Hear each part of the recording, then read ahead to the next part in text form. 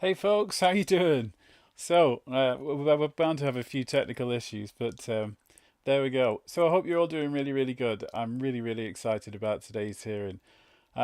So what I thought we would do first, I'll give it a second to just let a few more people get in on it. But Hey folks, how you doing? I'm going So, to we're bound to have a few give you a little technical issues, background but on some of the there we speakers that go. we're going to So I hope you're all see. doing really, really good. I'm really, Give a really little bit excited of about oversight today's on some of hearing. the things that have led to So today's what I hearing. thought we would do Just first, do me I'll a give it a favour and, second and to let me know just if you can hear me let a okay, few more people get because in on that's it. But obviously folks, how you going to doing? make a I'm big going deal. to we're bound to have a few So yeah, technical you're issues, absolutely but right, old guy. speakers that we're There's going to been a see. lot of conflict behind the Give a scenes, little bit of and oversight I on think some of the that's a things really that have good led place to to today's start. So hearing. first of all, Just do me a hi to favour everyone. and let me Thanks know very if you much can for hear being me here. okay. Um, Because that's yeah, obviously there's been a lot of going to make a big conflict, deal. and not least David Grush, So and I yeah, think you're David's absolutely right, a old really guy. good There's place been a to lot of conflict start. behind the Really, scenes, and a I think that's a lot of really good people place to have start. So said, first of all, "Where's Grush?" hi You to know, he everyone. he did Thanks such very a much for being here. fantastic hearing a couple of years Yeah, ago, there's been a lot of conflict, and and not people are not wondering where he least is David today. Well, Grush, and I think frankly, David's he is a really good responsible for place this to hearing. start. Um, Really, so a lot of he people has have said, "Where's conducted all Grush?" of the You know, he pre-hearing did such a interviews fantastic on hearing behalf of a Luna couple of and years ago, Burleson.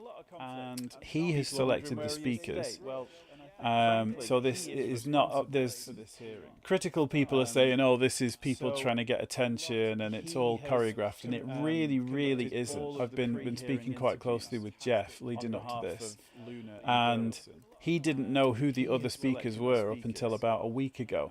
So this And is he not. had his There's interview with David Grush critical where they people are talk saying, about "Oh, this is there's people out of trying to pace get audio, Tom, attention, and repeating it's after all I speak. choreographed." And Okay, it thank you for really, that. really isn't. I've been So speaking quite closely with Jeff. that should have fixed that. Hopefully. Thank you. I am not a smart man. Hopefully that's fixed it. Yeah, so David Grush, as I was saying, yeah, so he's been the guy that's really instigated this whole thing, and rather than being the face of it, he's basically the foundation. And like I said, he's done the pre-hearing interviews with all of the speakers and selected them all. And we know previously that he's had threats, persecution, and a lot of worrying stuff going on when all he's done is blow the whistle and do the right thing and try and draw attention to a big gap in national security. Um, and this week he had somebody walk into traffic whilst he was on his way driving into Washington and attempt to intimidate him. Now, it's impossible to say whether this was, the conspiracy theory is, oh, it's the intelligence community, it's Lockheed Martin, whatever. We don't know that. The point is, somebody for some reason has tried to intimidate him this week, and with him being very much not the face of this, it would imply that either it's a completely random occurrence or it's somebody that knows what's going on and is trying to get ahead of the game. I don't want to speak for Jeff, but a couple of nights ago, Jeff had what I would describe as a UAP, but it was definitely man made, hovering over his house. Now, nobody knows this yet. I've sent the video, he's got it all on video. Don't forget, Jeff used to work on Air Force bases for years, so he's as trained of an observer as you get. And this triangle comes in from one side, hovers over his house for a couple of minutes, and it's strobing like really bright green, and then there's one red light. So it's not like FAA lights on it. It's things like flashing like a Christmas tree, and then there's this white strobe as well. It hangs out over his head, and he said it was the size of a car and about 100 yards up, and then just tootles off. So I didn't want random crackheads that walk into traffic. Yeah. Yeah, well, that's the thing. Like, if you were going to intimidate them, hey, Bill, you wouldn't wear an FBI uniform or anything, would you? So, um, we don't know. And if the aim was to intimidate Jeff prior to his hearing, it didn't work because he found it really interesting and was just like, hey, dude, check this out. And you can hear an engine on it. It's very quiet, though.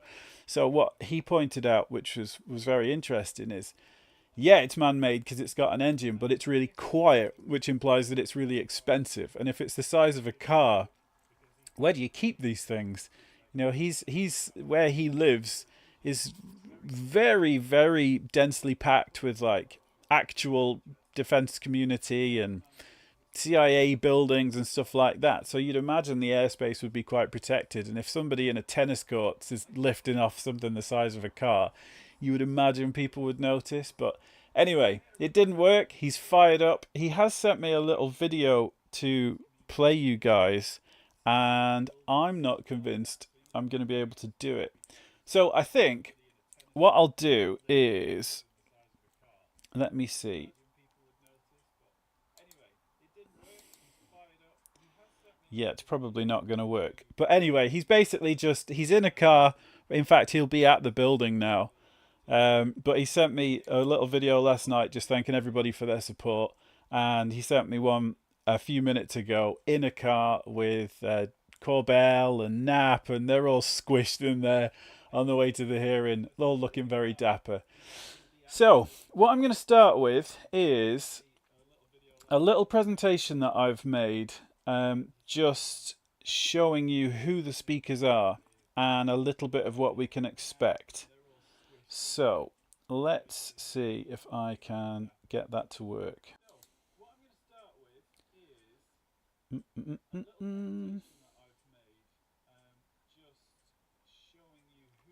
So I need to get this. You'll have to bear with me. I am not very organized, as you know.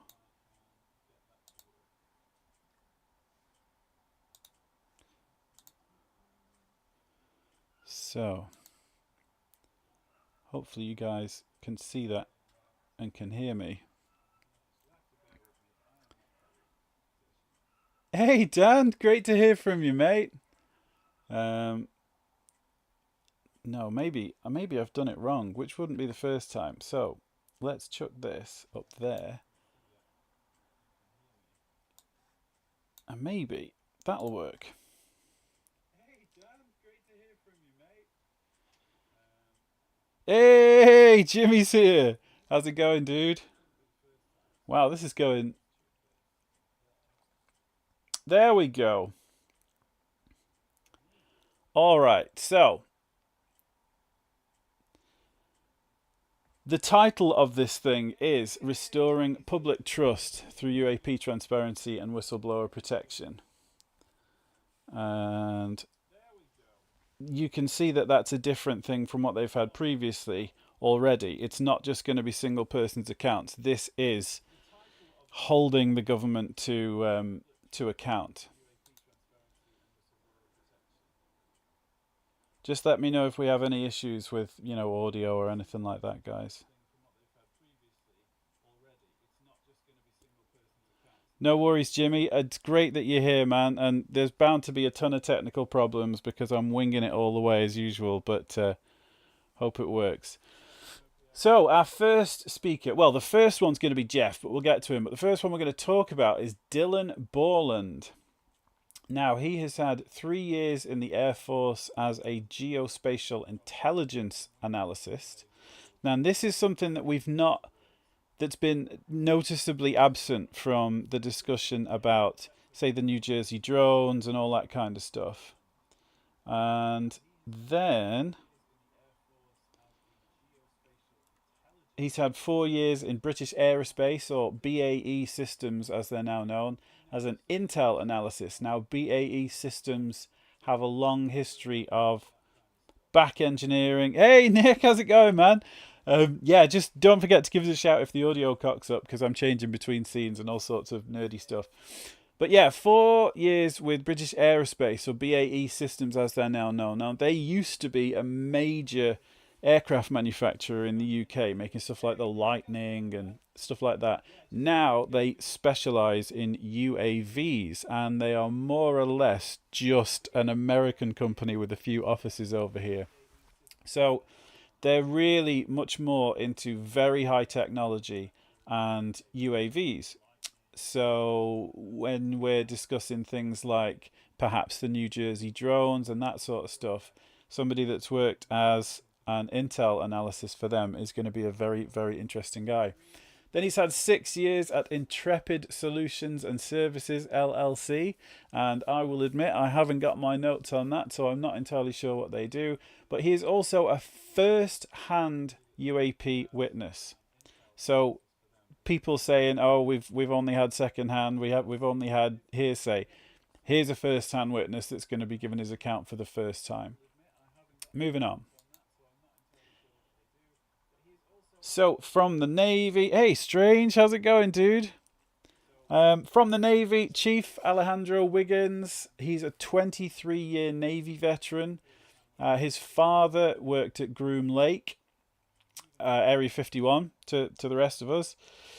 He was stationed aboard the USS Jackson and was witness to a incredibly peculiar UAP event in 2023, where he was on the USS Jackson. 4 craft came out of the water, and I believe this was captured on infrared camera, and then they zipped off. So this is like a tic-tac times 4, and I don't want to weigh anybody's expectations too much, but I believe there may be some footage of that being shown today. So we'll see. But either way, it's another first-hand witness. This is essentially the same kind of level as Kevin Day was, on the Princeton for the Tic Tac. So it's going to be really interesting to hear what he's got to say. And more importantly, we've got Air Force and Navy and intelligence already. Then we've got Big George, Uncle George Knapp, who has been a journalist in Las Vegas for 43 years. He specialized in stories that other people wouldn't touch. Stuff like getting right into the mob and exposing their kind of stuff. And also, this led him to the UAP topic. Somebody came to him with a UAP story to his boss, and his boss was going to can it. And George was like, "No, let me take this on." And push came to shove, and eventually now he's been in this for 43 years. Never once has this guy lost credibility, and I have so much respect for him. He is a goddamn legend. As a reporter, he's won 24 regional Emmy Awards, too many others to list. And he's responsible for introducing us to Bob Lazar. He does the Weaponized podcast. He's done it all. You couldn't pick a better investigator. He was also very heavily associated with NIDS, which is the National Institute for Discovery Science with Colm Kelleher, which I've covered in my latest video, Modern Magic, which was studying the paranormal and all of that sort of stuff. He is the OG, Jimmy. You're absolutely right, man. He also quite literally smuggled Russian UAP files out of Russia and then gave them to the CIA. So, the guy is as James Bond as it gets in this field. And I can't wait to see him let loose in Congress to see what he's got to say. And then finally, we've got Jeff. So, Jeff, I will give a little plug to his podcast, the Jeff Nuccetelli podcast, which is great, and I do alongside with him. So, he is Air Force Military Police, but that doesn't really do justice to the gravity of his role. So, he was also a crisis manager, and he was the number 2 hostage negotiator for the United States. So that's an extremely elite and select position requiring a lot of training to deal under stress. We'll get back to that in a second because I really want to drive that point home. He's also been a US Marshal. He's also been in the US Peace Corps. He's had 20 years of service to his country in various roles.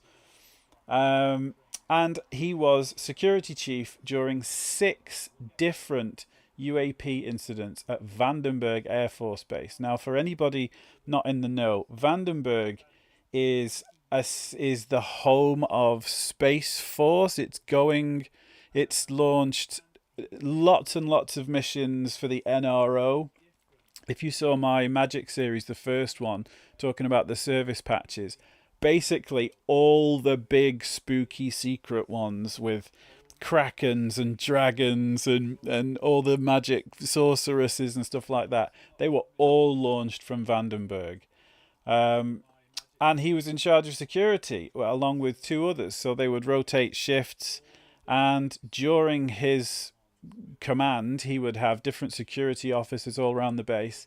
Um, and stuff just kept happening. Now, I was incredibly lucky to be on a Zoom call with those first-hand witnesses. And hey, Mum, how's it going? Good to see you.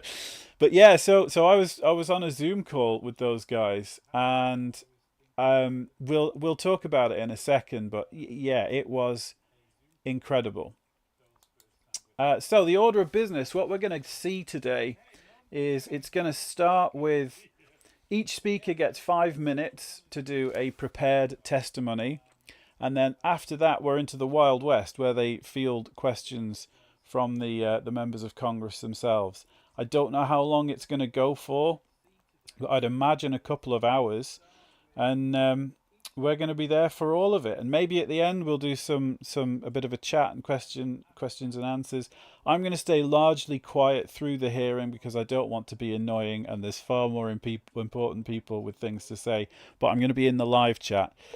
Now, I am going to get to have a chat with Jeff later on.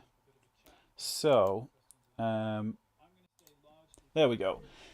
Yeah, so I'm going to be chatting to Jeff later on, and then in the next couple of days, after he's calmed down and had a beer, we're going to be doing an interview about sort of what led to this and what came from it.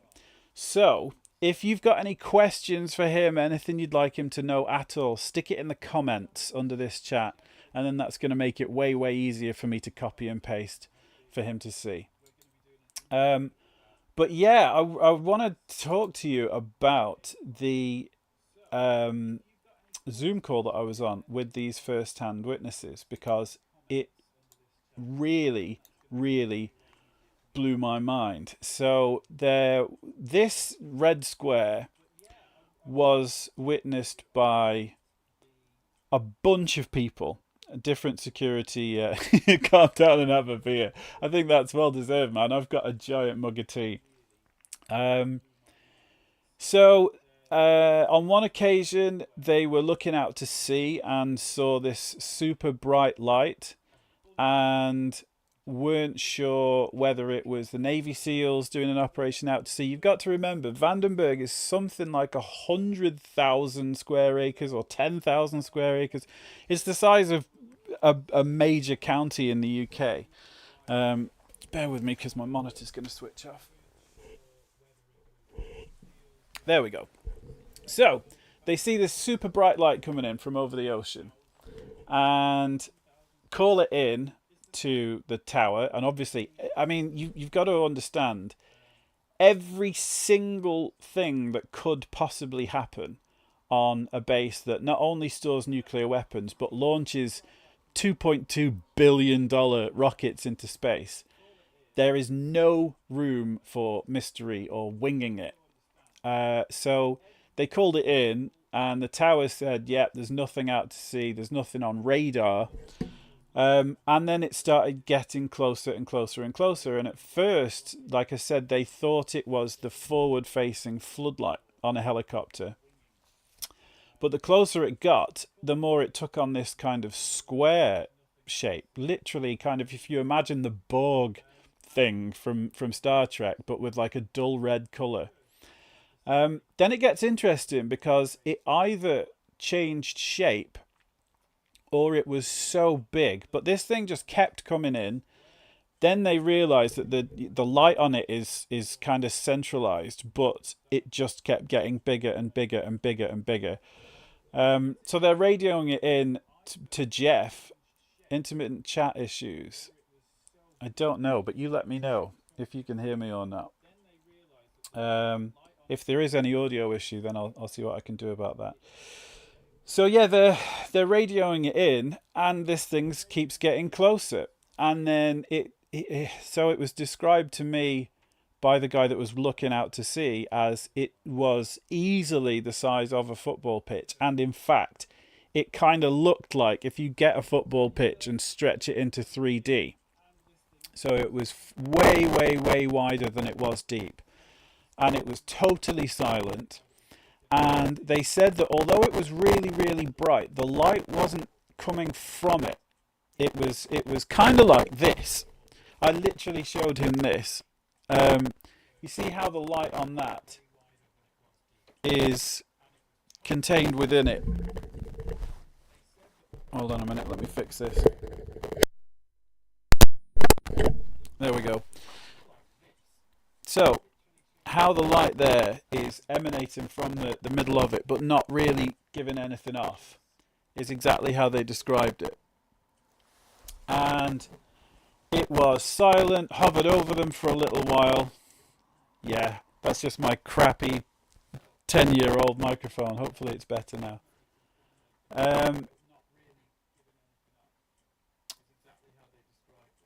Let me know if that audio's improved. It should have done. Is it still crackling?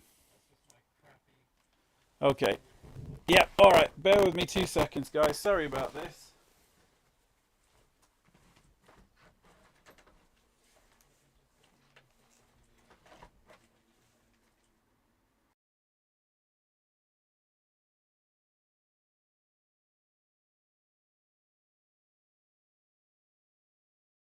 This is why I don't go live very often. We're bound to have a little terrier turn up in a second as well. You can hear me. Okay. So, audio super clear in Spain. Hopefully that's all better. I'll just give the stream a second to catch up.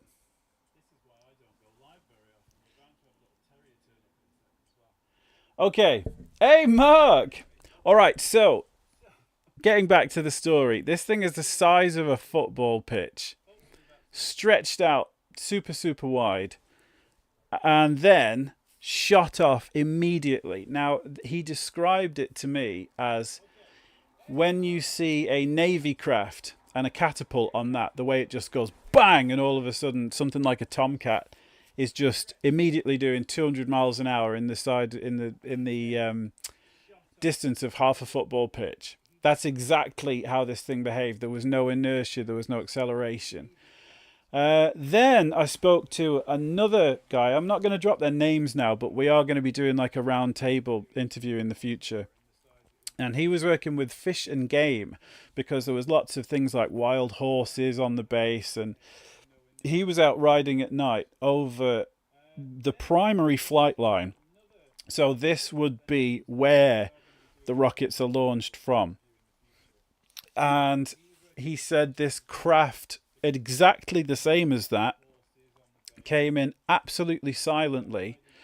He described it exactly the same. He said it was this like dull red but really brightly lit, so much that you couldn't actually see any details. There was like a translucent illumination of it, and it didn't just come in and hover overhead. He said it got that big. He was about 150 yards away from it. His horse was freaking out, and his horse was extremely well trained and not something that reacted to anything like gunfire and all the kind of mad stuff that you would experience on a military base as a police officer. But his horse was unhappy, and then he said it got that low and was that bright and that big.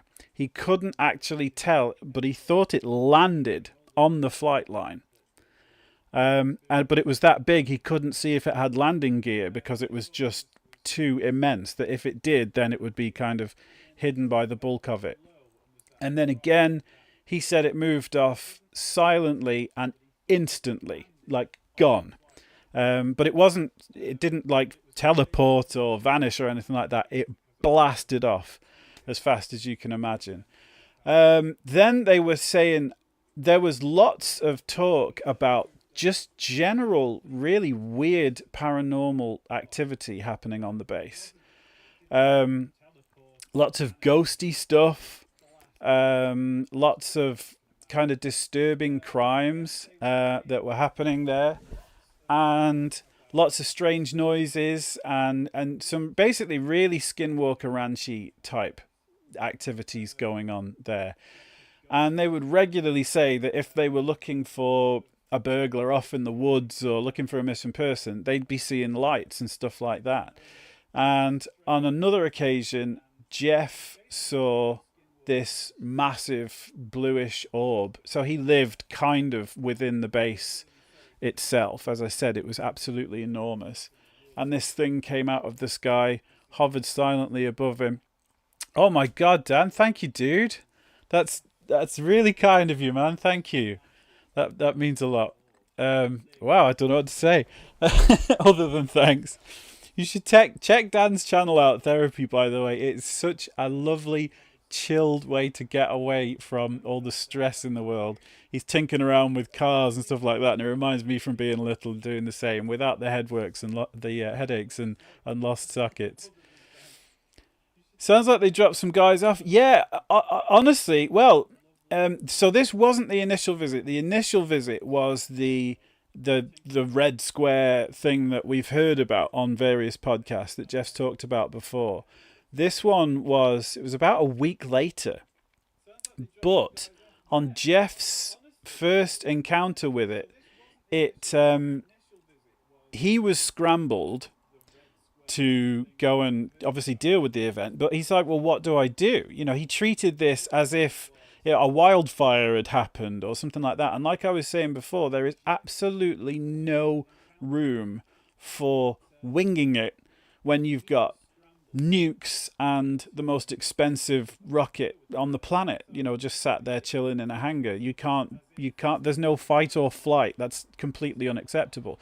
So he was filling in all of the event reports and all of that, which you are going to see entered into the Congressional record. This is where it gets interesting. So I'm getting ahead of myself. It did come back later at night, and Jeff was screaming around in night vision goggles whilst people are on the radio absolutely terrified, because if this thing had been a Tupolev turning up, it would have been shot down. Simple as that. The guys, they've got grenade. Even the military police have got oh, thank you very much, Rhonda. That's awesome. Yeah, if anybody does feel kind enough to share this somewhere, that would be amazing. I've had a lot of trouble with Reddit and posting a video on there, and it just gets me immediately banned. So it would be very, very much appreciated if you could take 2 seconds to give it the old right click and ping it somewhere. So it came back at night. Jeff's burning around in night vision goggles. And after the event, frankly, is more important than the event itself. So you had, let's zoom out from what it was. It could have been a giant question mark the size of a football pitch. But something happened for which they had absolutely no training, absolutely no oversight. And after reporting the event, nothing came back. So nothing changed. They didn't adapt. There was no altering of how they deal with this anomalous event. For example, if there'd been an earthquake, as soon as the earthquake had happened, some protocol would be put in place so that, okay, if this ever happens again, this is exactly what we do. This is who you call. This is how we react. It's the absolute last line of defense between nuclear weapons and a giant rocket. But none of this happened. Jeff submitted his report to Arrow and basically heard nothing back. And he also got oh, thanks, Rhonda. That's really kind of you. So he also gave them the names of 25 witnesses for them to conduct their own interviews with. Now, even MUFON, which is a civilian-run mutual UFO network, they always do follow-ups with the eyewitnesses, and nothing happened in this. They tried to get non-disclosure agreements and stuff like that, to which they refused. But there are 25 people out there. Yeah, exactly, dude. That is a brilliant point. for anybody not watching the chat, imagine how that would affect you seeing such a thing happen whilst being on duty, and nothing happened. That was the question I asked them all. Now, these guys really blew my mind. I felt so humble to be on that call because they'd gone off after their time at Vandenberg. Most of them got deployed out to Iraq as special forces. So they have done the most extreme things, that we would normally, hey Henry, that we'd normally make action movies about. And I asked them how they felt about this, and they were really quiet and really shook up and really disappointed because they can't talk about it because they're totally unsupported by this structure that they're serving. And yet they're expected to go and do secret things in the line of duty based on trust, essentially, which is what they'd done for the rest of their careers. But they had this anomalous event happen, which even people on the base were saying never happened. It was brushed under the rug within a couple of weeks. And it just turned into an urban myth. And yet, a couple of them, and this isn't disrespectful to say, had more or less amnesia after it. And it was when they saw Jeff on, I think it was Weaponized, or it could have been the Merged podcast, that one of them, the first-hand witness that I described at the start, just turned to his wife and absolutely blasted, oh my God, I saw this thing, it was this big. What time does the hearing start? The hearing is supposed to start right now, but I've got an eye on it. And they normally take a couple of minutes of shuffling about and getting the pens and all that sort of stuff. So let's have a little look and just see where we're up to. Yeah, it's not kicked off yet. So basically, you've had Bob Jacobs in the 60s was there at Vandenberg recording the launch of a Titan missile, and a UAP came down and shot that down. So you had an aggressive act over an extremely secure launch, and that was in the 60s, and nothing's happened since. Now we've had 6 anomalous events happen whilst Jeff was there within, I think it was like a 4 or 5 year period. So this is a scaling issue. If this isn't being dealt with on this one base that we've heard about, and we know that there are so many other military and nuclear bases, not including RAF Lakenheath in the UK. So the mention that this is Lockheed Martin testing microwave weapons and testing it over the most heavily guarded, that's just absolute nonsense. And if you consider it over Lakenheath is in a foreign country to them. This is kind of towards the Rendlesham Forest thing. So not only would a contractor be interfering with the business of another country, but then also interfering with somewhere storing nuclear weapons. So it's absolutely ridiculous. Yeah, Bill, you're absolutely right. I mean, it's been great, but slightly frustrating for him because Luna went on Rogan and didn't get. She told the Vandenberg story, but it wasn't entirely accurate. So he's heard his story told a few times secondhand. And what's really most important isn't just I saw this XYZ. It's the fact that he was the guy that anybody would call if anything happened. And you have to do everything perfect all the time. The Air Force's motto is we don't lose. Like, they have total control all the time. And he had absolutely nothing to do. Like, he bumped it up the ladder, and then his whole team that rely on him for everything, he had nothing to tell him. He's just like, well, yeah, called it in. Your guess is as good as mine. So that, like I said, it broadcasts a massive vulnerability in their national security. And without admitting that this stuff even exists, then now, frankly, I don't like going down this road. But if you were somebody acting with hostile intent to the US, and you knew, for example, something like the New Jersey drones had happened without even being analysed, all they heard from that is, yeah, well, don't worry about it. We know what it was. Probably don't. You've got nothing to worry about. You could absolutely make something look exotic and just fly it in with total impunity, because you know that everybody's going to do the old hear no evil, see no evil. Hearing has started. We'll begin shortly. Okay, so I think what we will do, my friends, is jump over to the other screen, and hopefully this works. Okay, so bear with me 2 seconds.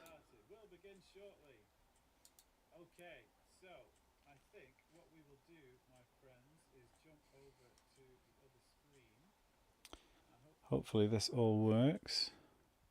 Luna's making the opening statements. Well, not on the TV. Not on the official stream yet.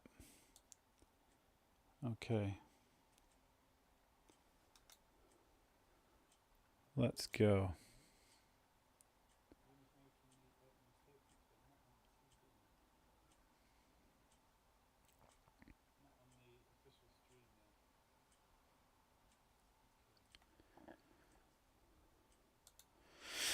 So I'll just give this a second because it's not started on my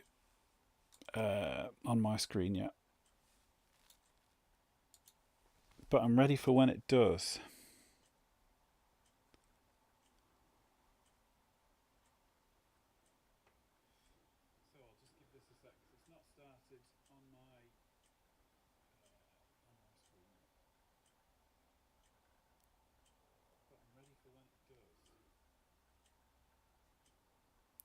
Drag that bar right.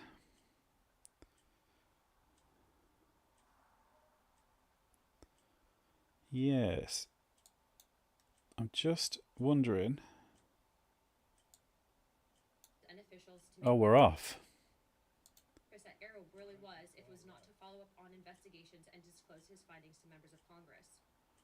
A former Deputy Assistant Secretary of Defense for Intelligence, Chris Mellon, described a report published by Arrow that found no evidence that any USG investigation, academic-sponsored research, or official review panel has confirmed any sighting of UAP-represented extraterrestrial technology. As the most error-ridden and unsatisfactory government report I can recall reading during after decades of government service. Mellon further noted that this was the first error report submitted to Congress without the Director of National Intelligence's sign-off, and seemingly excluded input from any scholars or experts who have studied or written exclusively about this topic, extensively about this topic, as would normally be in any other case in this field. Mellon determined that this report failed to fulfill the congressional mandate under which it was required, omitted entire agencies with known investigations or activities related to UAPs, and omitted any discussion of efforts to hide classified or unclassified information about UAP. Such efforts were unaddressed by the report, despite the existence of agency records and investigations concurring with them, including those at U.S. Customs and Border Protection. If we set up offices and oversight bodies only to let them become graveyards for testimony, or worse yet, ruses for pretending to investigate when in actuality there was no follow-up, then we are not doing our jobs. In recent months, Congress has also been presented with evidence that points to technologies that, to our knowledge, are beyond our current capabilities. It is our duty as elected representatives to follow the facts wherever they lead, and to ensure that those facts are not buried under classification stamps or bureaucratic excuses. Let me be clear, whether UAPs represent adversarial technology, natural phenomena, or something beyond current human understanding, Congress has a responsibility to investigate.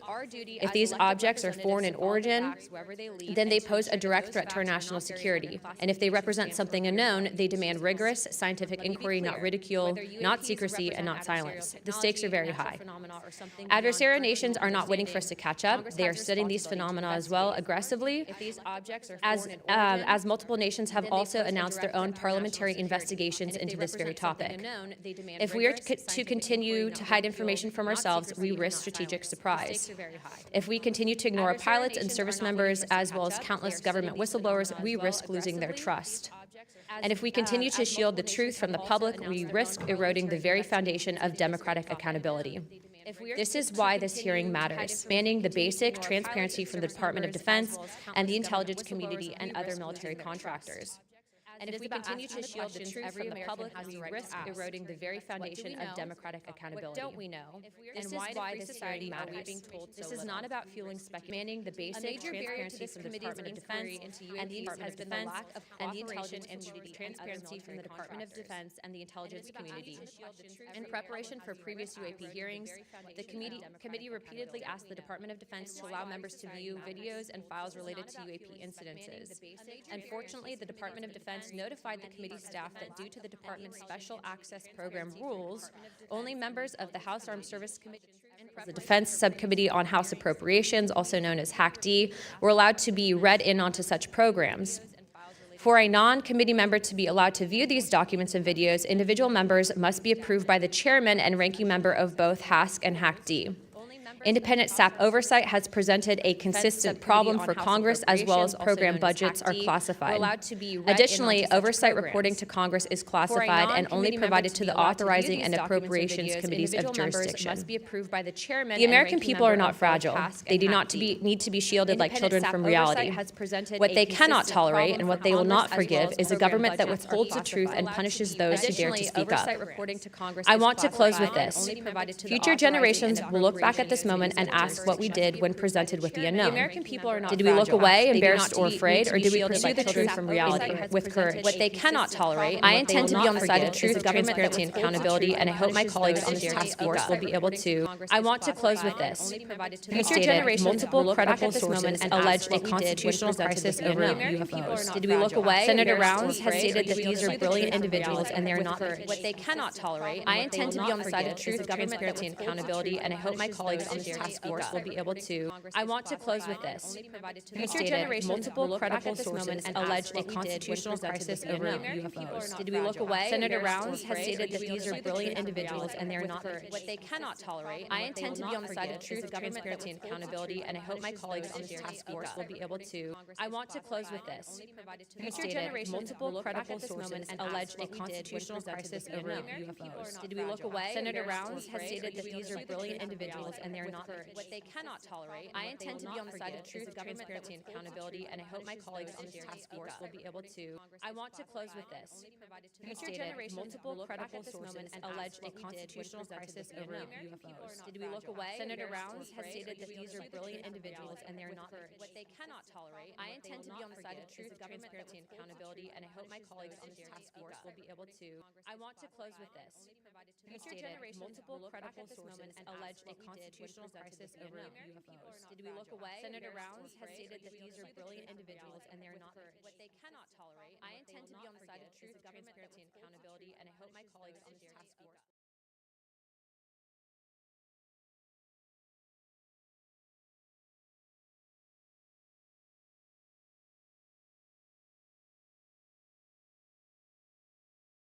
Hearing to discuss unidentified anomalous phenomena, or UAP, which is today's term for what was commonly known as UFOs, unidentified flying objects. And while some people think of flying saucers when they hear these terms, it is vital that we focus on the real-world impact of UAPs on critical infrastructure, civilian safety, and national security. There is good reason to believe that most UAPs have origins far closer to home. Currently, NASA has not found any evidence that any UAPs have an extraterrestrial origin. Our adversaries are working to develop new capabilities to gain military advantages, and those efforts are likely explanation for the mysteries that we have observed. Nevertheless, the federal government has a responsibility to the American people to investigate and provide transparent disclosures about every incident. The federal government is equally obligated to protect those who report what they've seen, especially to commanding officers and supervisors. And Congress should do everything in its power to protect whistleblowers and conduct oversight of agencies that are failing to provide that protection.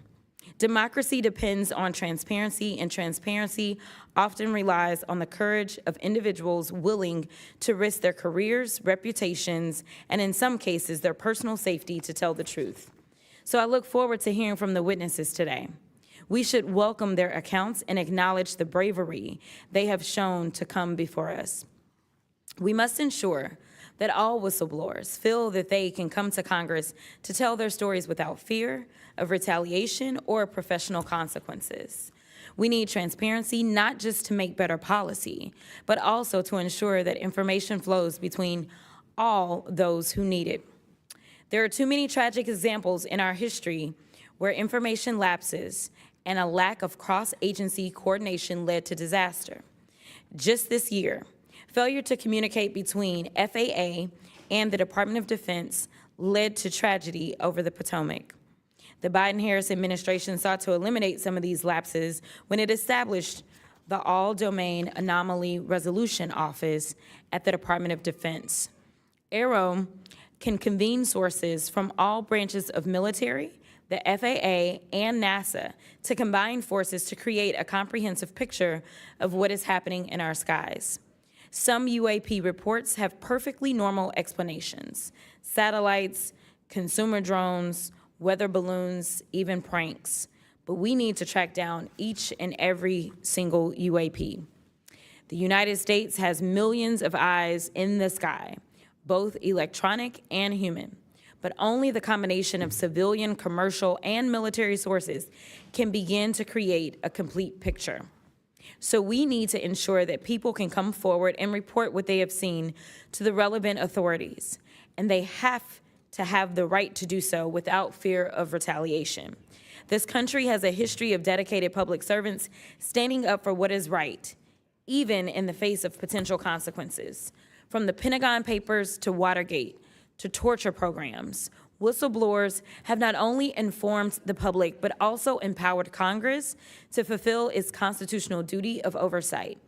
Past Congresses have written laws to grant legal protection for whistleblowers, and it is up to us to work responsibly with all sources to hold the executive branch accountable. We are here today to listen to the stories of those who have witnessed events of interest to the American people, and to support the policies that cultivate an environment that welcomes and protects whistleblowers.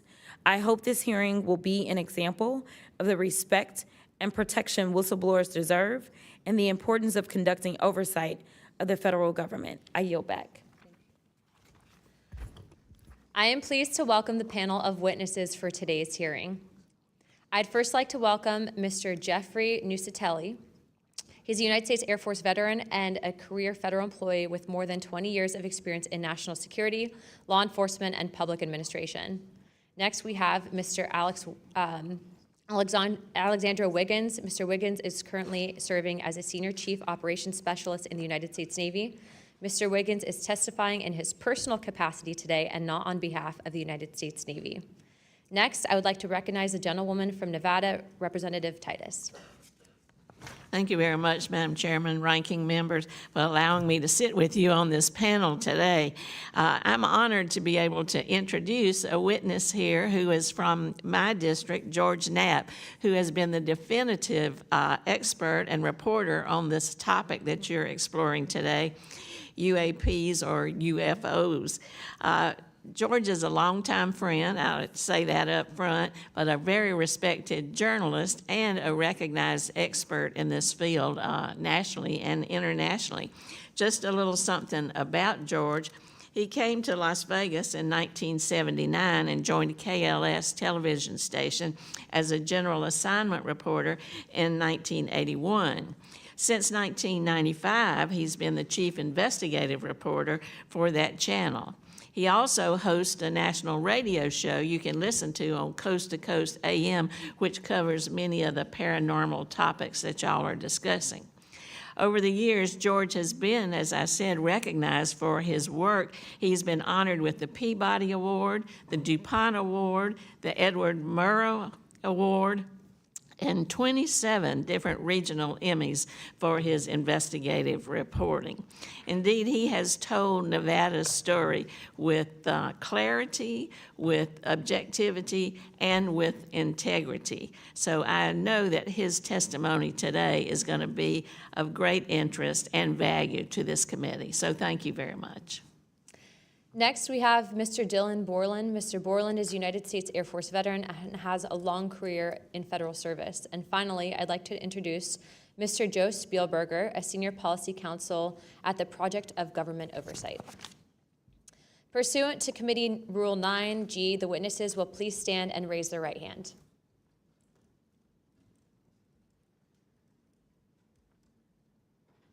Do you solemnly swear or affirm that the testimony that you're about to give is the truth, the whole truth, and the nothing but the truth, so help you God?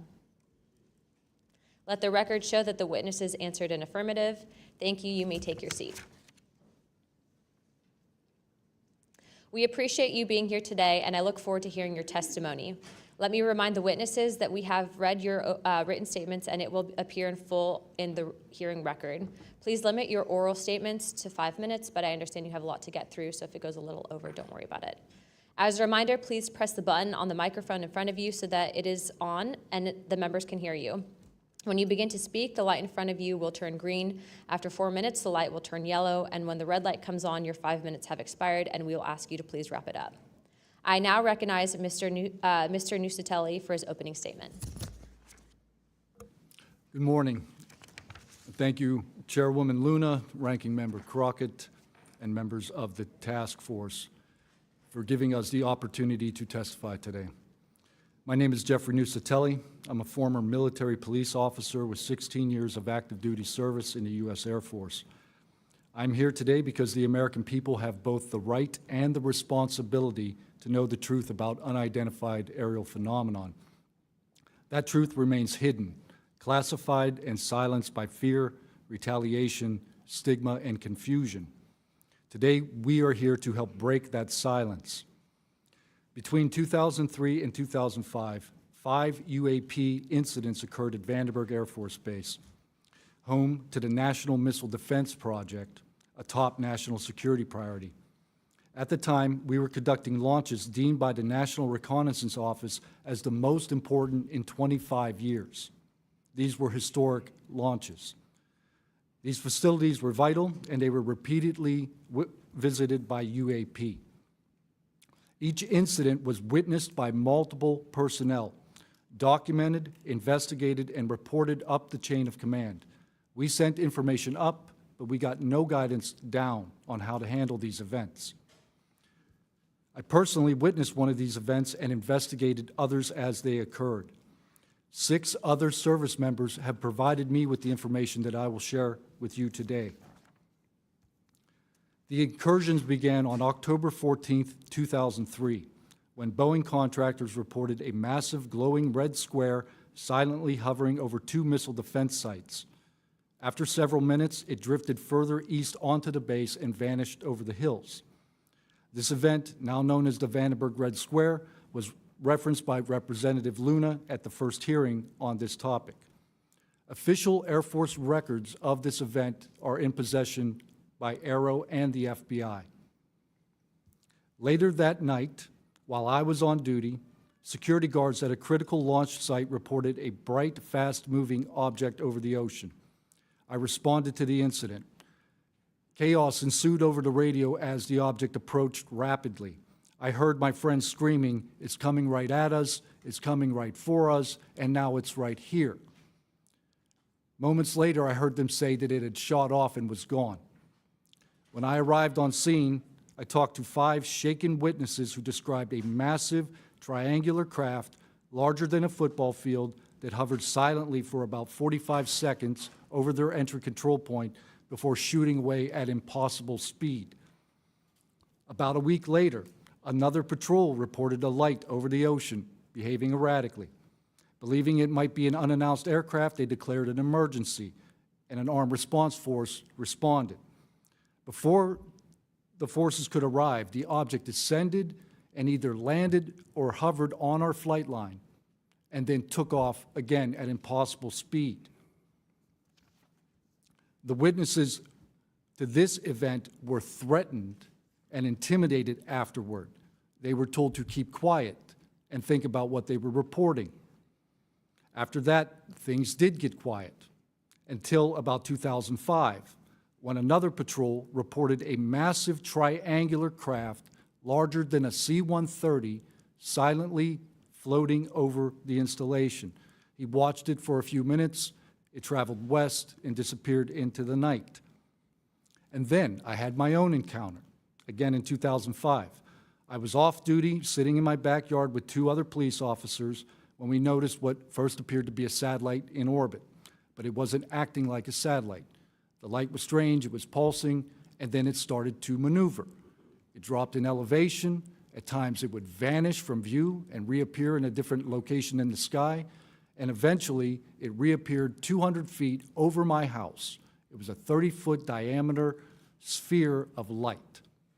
My friends and I watched it for a moment, and then it gently accelerated and traveled up and disappeared into the stars. These events profoundly changed my life and the lives of my friends. We stand at a pivotal moment in history. The question is no longer whether these events are real, but whether we have the courage to face them. True leadership requires vision, a willingness to confront the unknown with transparency and resolve. So I ask the Congress to help we, the people, enact this vision. There are 3 goals. Fund independent research and treat UAP study with the same seriousness as we would any other scientific field. 2, end secrecy and overclassification. Transparency is the foundation of truth. Without it, witnesses like us are dismissed. 3, protect the witnesses. Many stayed silent out of fear for their careers, reputations, and the safety of their families. Protect them, and you will embolden others to join this cause. These phenomena challenge our deepest assumptions about reality, consciousness, and our place in the universe. Exploring them can unlock transformative breakthroughs in technology, biology, and human understanding. Let this be the moment when America chooses courage over fear, transparency over secrecy, and progress over stagnation. Let's show the world that our nation leads not only through strength, but through fearless pursuit of the truth. Thank you. Thank you, Mr. Nuccetelli.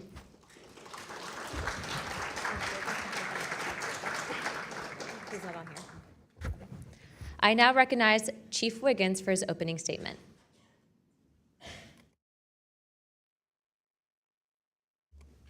Please press your button. Thank you. Good morning, Chairwoman Luna, Ranking Member Crockett, and members of the task force and the committee.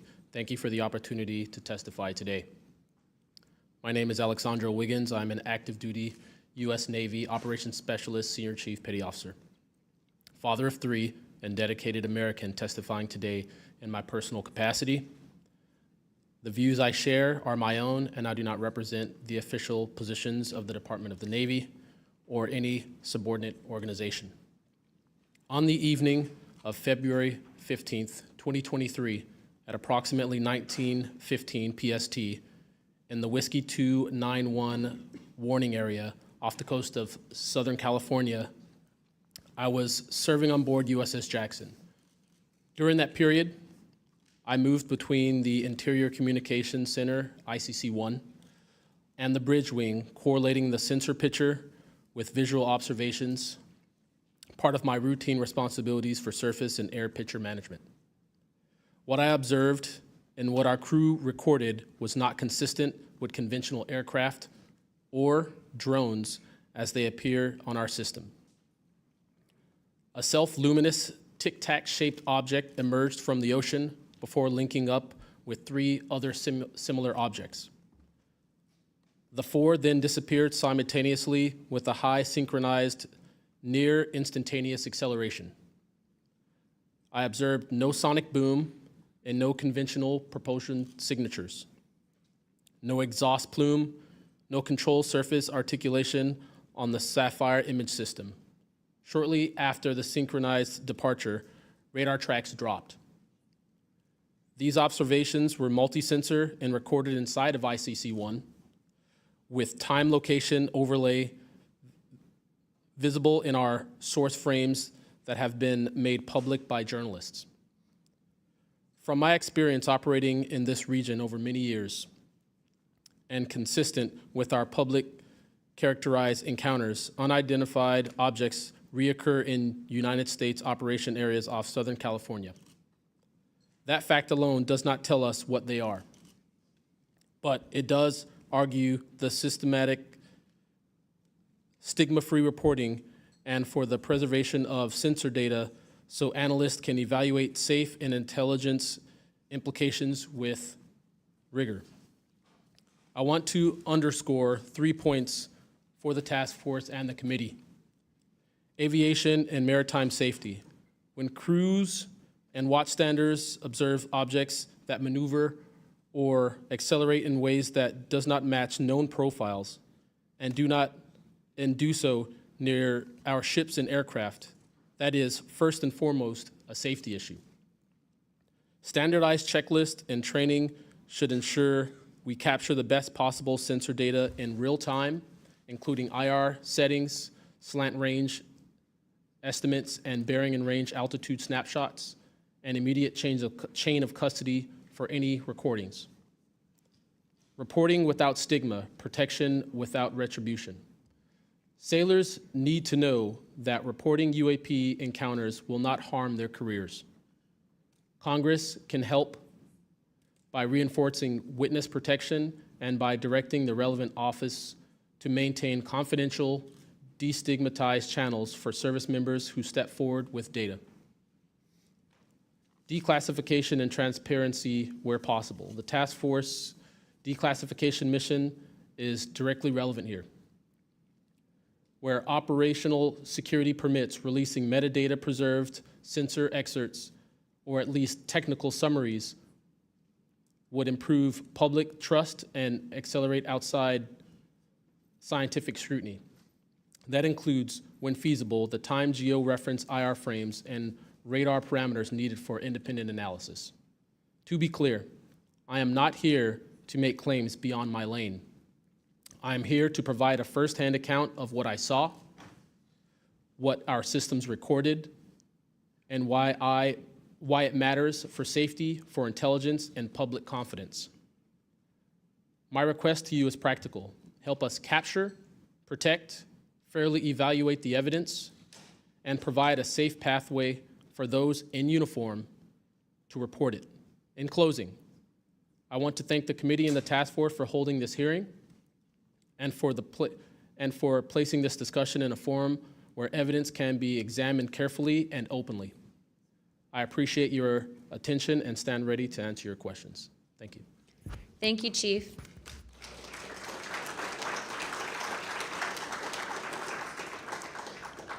I now recognize Mr. Knapp for his opening statement.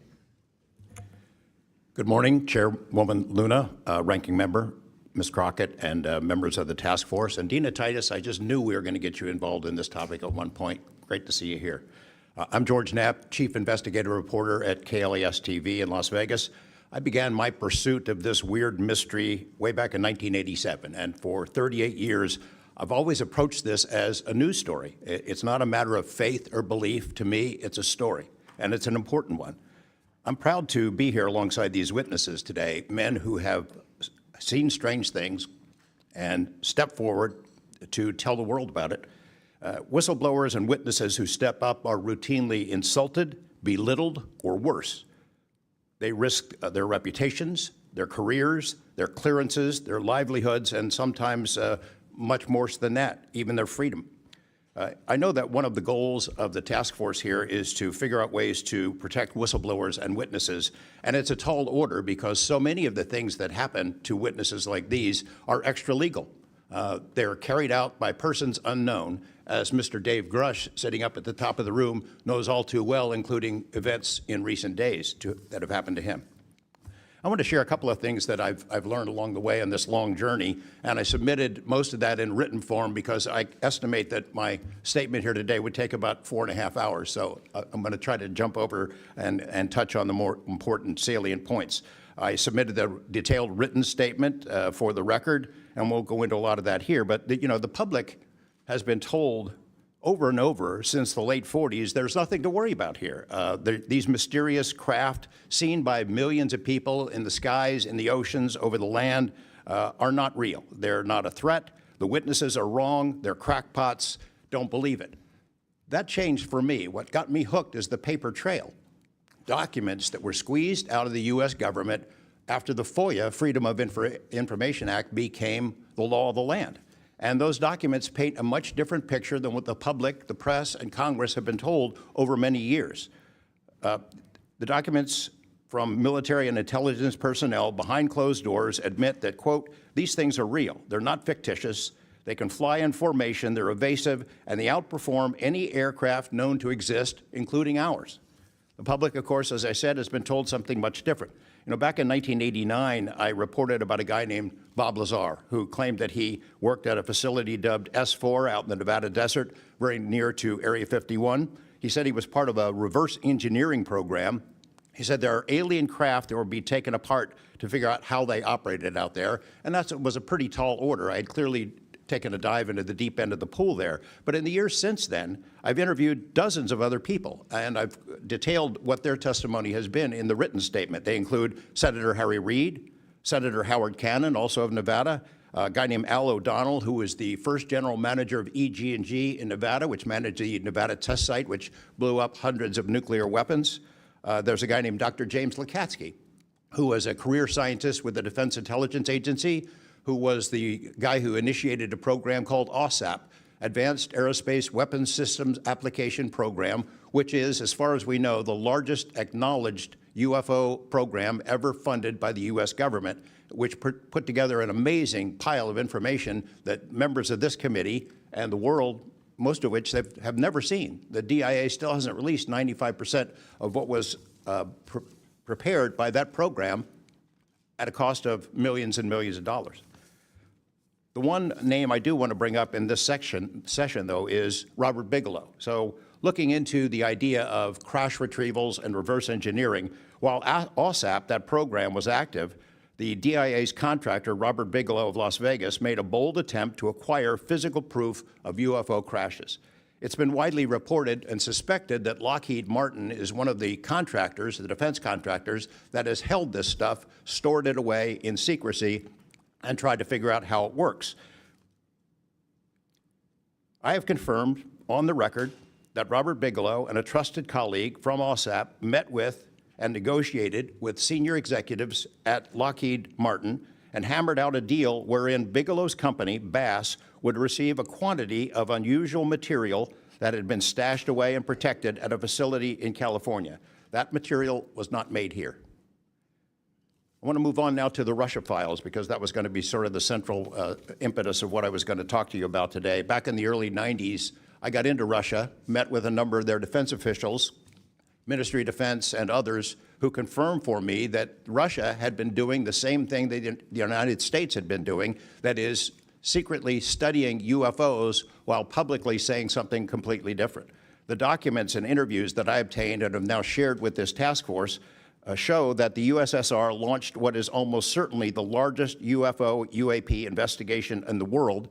The first phase of that was an order was sent out to the entire USSR military empire that every unit, you see anything strange in the sky, a craft, an orb, something unusual, you had to gather all the evidence, collect testimony from the witnesses, look for physical evidence, and all of that information went into one program at the Ministry of Defense. Thousands and thousands of these reports came in.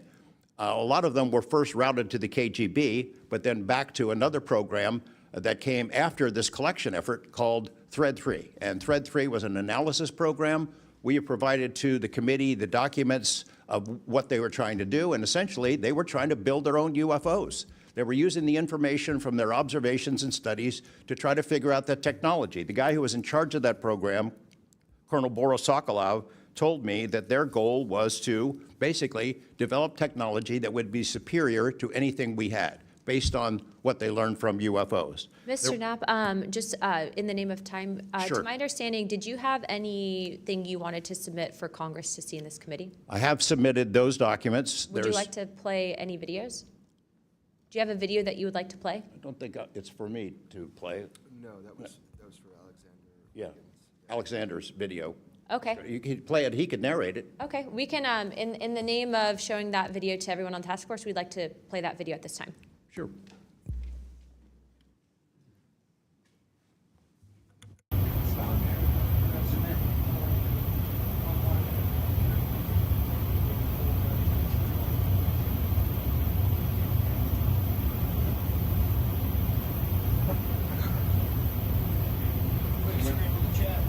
Wouldn't surprise you, I tell you.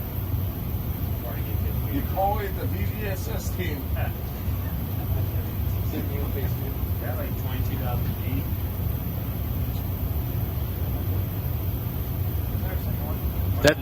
That shit took off earlier.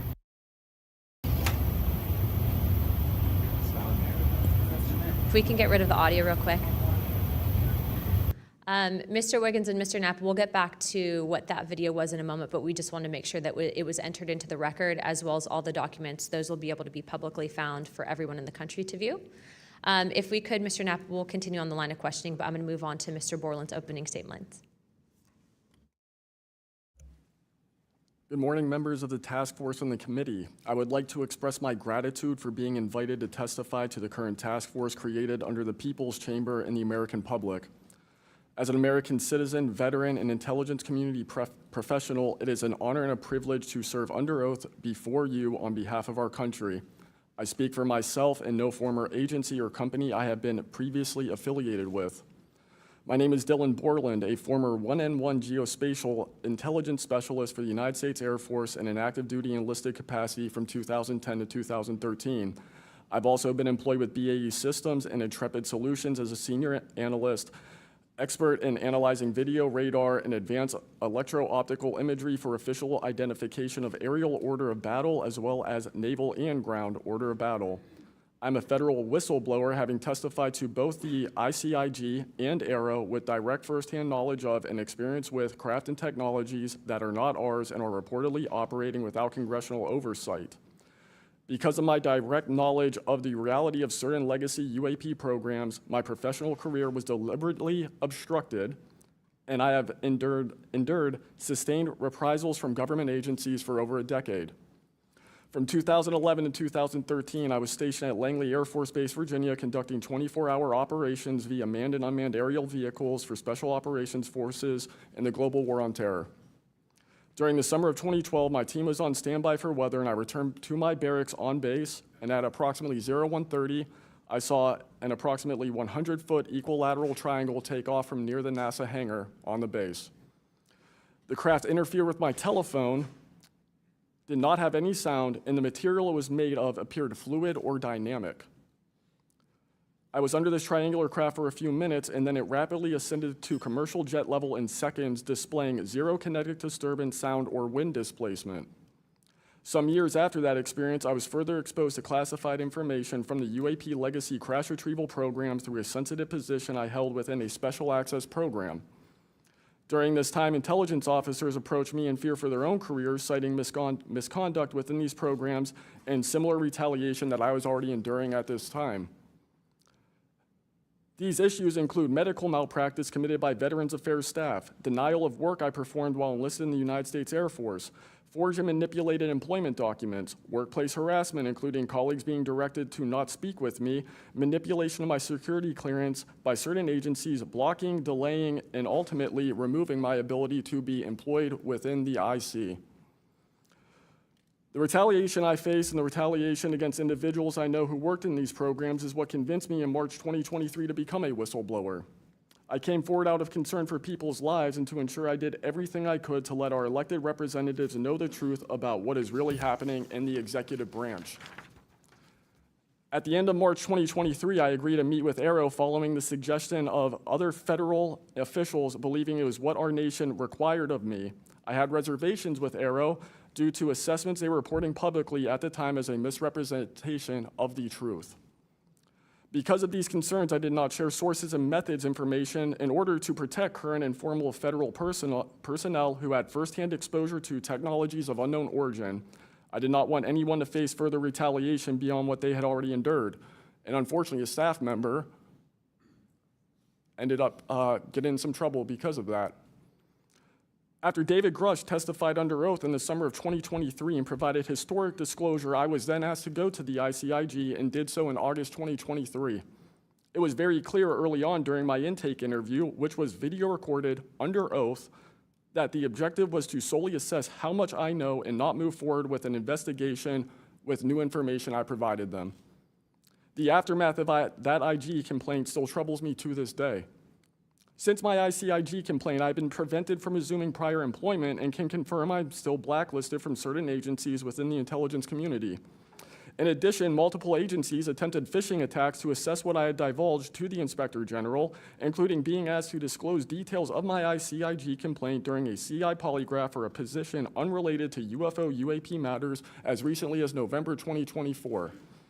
As I sit before you today, I and many other whistleblowers have no job prospects, no foreseeable professional future, and a nation every single one of us came forward to defend.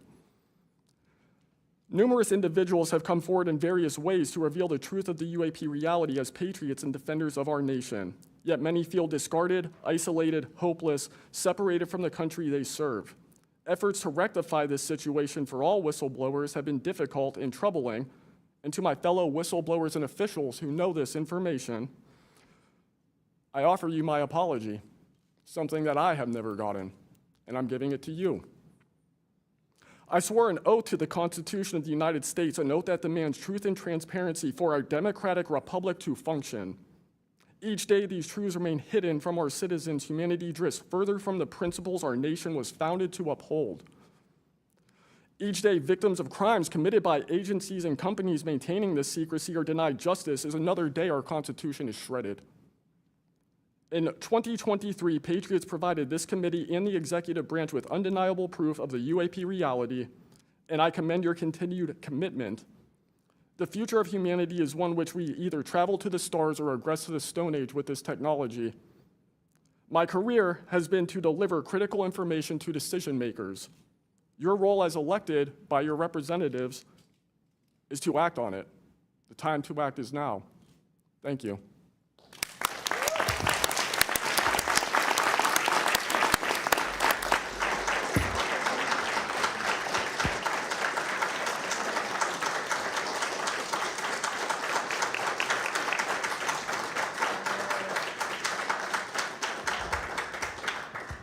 Mr. Borland, thank you for your service to our country, and we appreciate you. And we are sorry about how you've been treated, and we will make sure that we try to rectify that situation.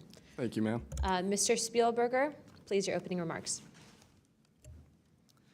Chairwoman Luna, Ranking Member Crockett, and Task Force members, thank you for the opportunity to testify here today about the importance of strengthening whistleblower protections, especially in the context of national security. I'm a senior policy counsel at the Project on Government Oversight, a nonpartisan independent watchdog organization that investigates and exposes waste, corruption, abuse of power, and when the government fails to serve the public or silences those who report wrongdoing. Whistleblowers are the first line of defense to root out waste, fraud, abuse of power, and corruption in our government. Congress relies on whistleblowers so that it can fully exercise its oversight and legislative authorities. It's understandable that former presidents of both parties have often taken a hostile approach toward whistleblowers. Their disclosures can embarrass the president and their political party or even lead to a national scandal. But whistleblowers continue to play a vital role during both Democratic and Republican administrations. They help Congress and the public identify and understand what government corruption looks like. Their disclosures fuel investigations and allow us to address wrongdoing and hold those responsible to account. That's why historically there's been a strong bipartisan consensus in Congress to support and protect whistleblowers. Doing so protects the country and ensures our government is more responsive and accountable to the people. National security whistleblowing, in particular, is a tradition going back to the founding of our country, and over time, national security whistleblowers and their disclosures have impacted some of the most fundamental issues and questions about how we wish to be governed and how our government can better serve its people. From the role the U.S. plays around the world to holding powerful actors accountable, government ethics and transparency, human rights and civil liberties, executive branch authority, First Amendment freedoms of speech and dissent, freedom of the press, and the public's interest and right to know. Despite this invaluable public service, blowing the whistle comes at great personal risk. Whistleblowers risk losing their jobs, careers, livelihoods, and reputations. They can face retaliatory investigations, lawsuits, and even serious criminal charges. And they can endure deep mental, emotional, and psychological harm. All of that risk to speak the truth, to ensure that agencies fulfill their core missions, and that they serve the best interests of the people. Those who retaliate against whistleblowers don't just violate their legal rights, they inflict real harm on our government and betray the public's trust. Targeting whistleblowers instead of the corruption they expose wastes agency resources and further allows that corruption to continue unaddressed. It can instill a chilling effect across an agency, fostering a climate of fear and distrust, quieting dissent and free speech, and deterring potential whistleblowers from coming forward in the future.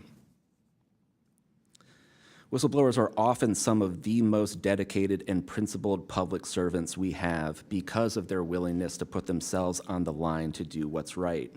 And Congress has historically supported them, again, on a bipartisan basis, but unfortunately, whistleblowing has increasingly become more politicized, with support for whistleblowers often hinging on which party is in power and which party is politically inconvenienced by the misconduct being exposed.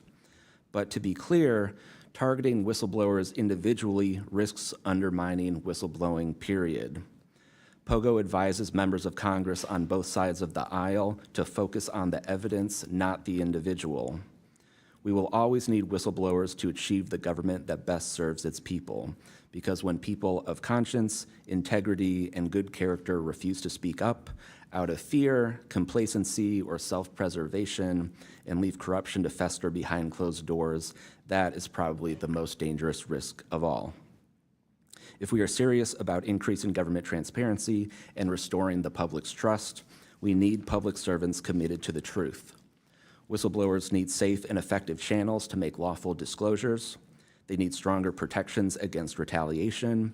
And when they do face retaliation, they need a fair shot to be made whole. Congress has made strides to pass whistleblower legislation, and these laws need to be updated and expanded so that whistleblowers truly receive the protections they need, retaliators are held accountable, and we can achieve the type of government the people deserve. We strongly urge Congress to continue its historic tradition of championing the rights and protections of all whistleblowers. Thank you again for the opportunity to testify here this morning. POGO is committed to working with you and the Oversight Committee to address these critical issues. I look forward to any questions. Thank you, sir, very much. Additionally, without objection, the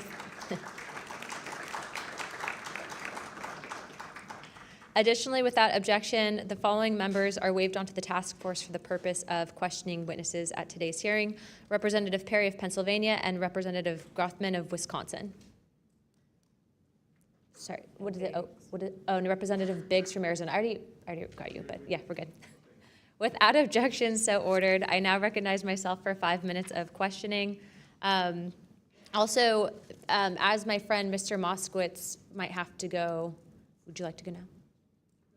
Okay, all right. Mr. Borland, in your testimony, you described witnessing large triangular craft while stationed at Langley Air Force Base in 2012. Can you explain what you observed in terms of size, behavior, and why you're confident it was not conventional technology? Great question, ma'am. So on the base, I lived in the barracks. There was a little smoke pit outside. I was there on the telephone and looking across to the flight line, and I see a white light pop up and stop about 100 feet in the air. I thought it was a weather balloon. I've seen tests from there before, weeknight, normal thing, not surprising. I actually finished my cigarette and I began walking up towards the flight line. There is a track, and because I was on 3 months of night work, I would walk the track at night when we were weather down. And as I began walking towards the light, towards the flight line and the track, the light then flies across the base, across the flight line, and as it flies to me, a triangle manifests around the light. I can't tell you if it's active camouflage. I can't tell you if it appeared around the light, but I can tell you that it was a white light, and then it was a triangle. It stopped about 100 feet in front of me and approximately 100 feet above me. My telephone got extremely hot, completely froze, dead. I remember how thick it was. It was between 1 to 2 stories thick, equilateral triangle. I could never see the top of it, and the edges were 90 degrees. There were 4 lights in total, 1 light on each corner, and a larger light in the center, 2 to 3 times the size of the corner lights. But what was really odd was the outside. The best way to describe it is like looking at a James Webb telescope picture where you have the colors and then the black background. So the craft itself was this black metallic flake paint, but on top of the craft was this gold, lava, plasma, some type of fluid going over and around the craft.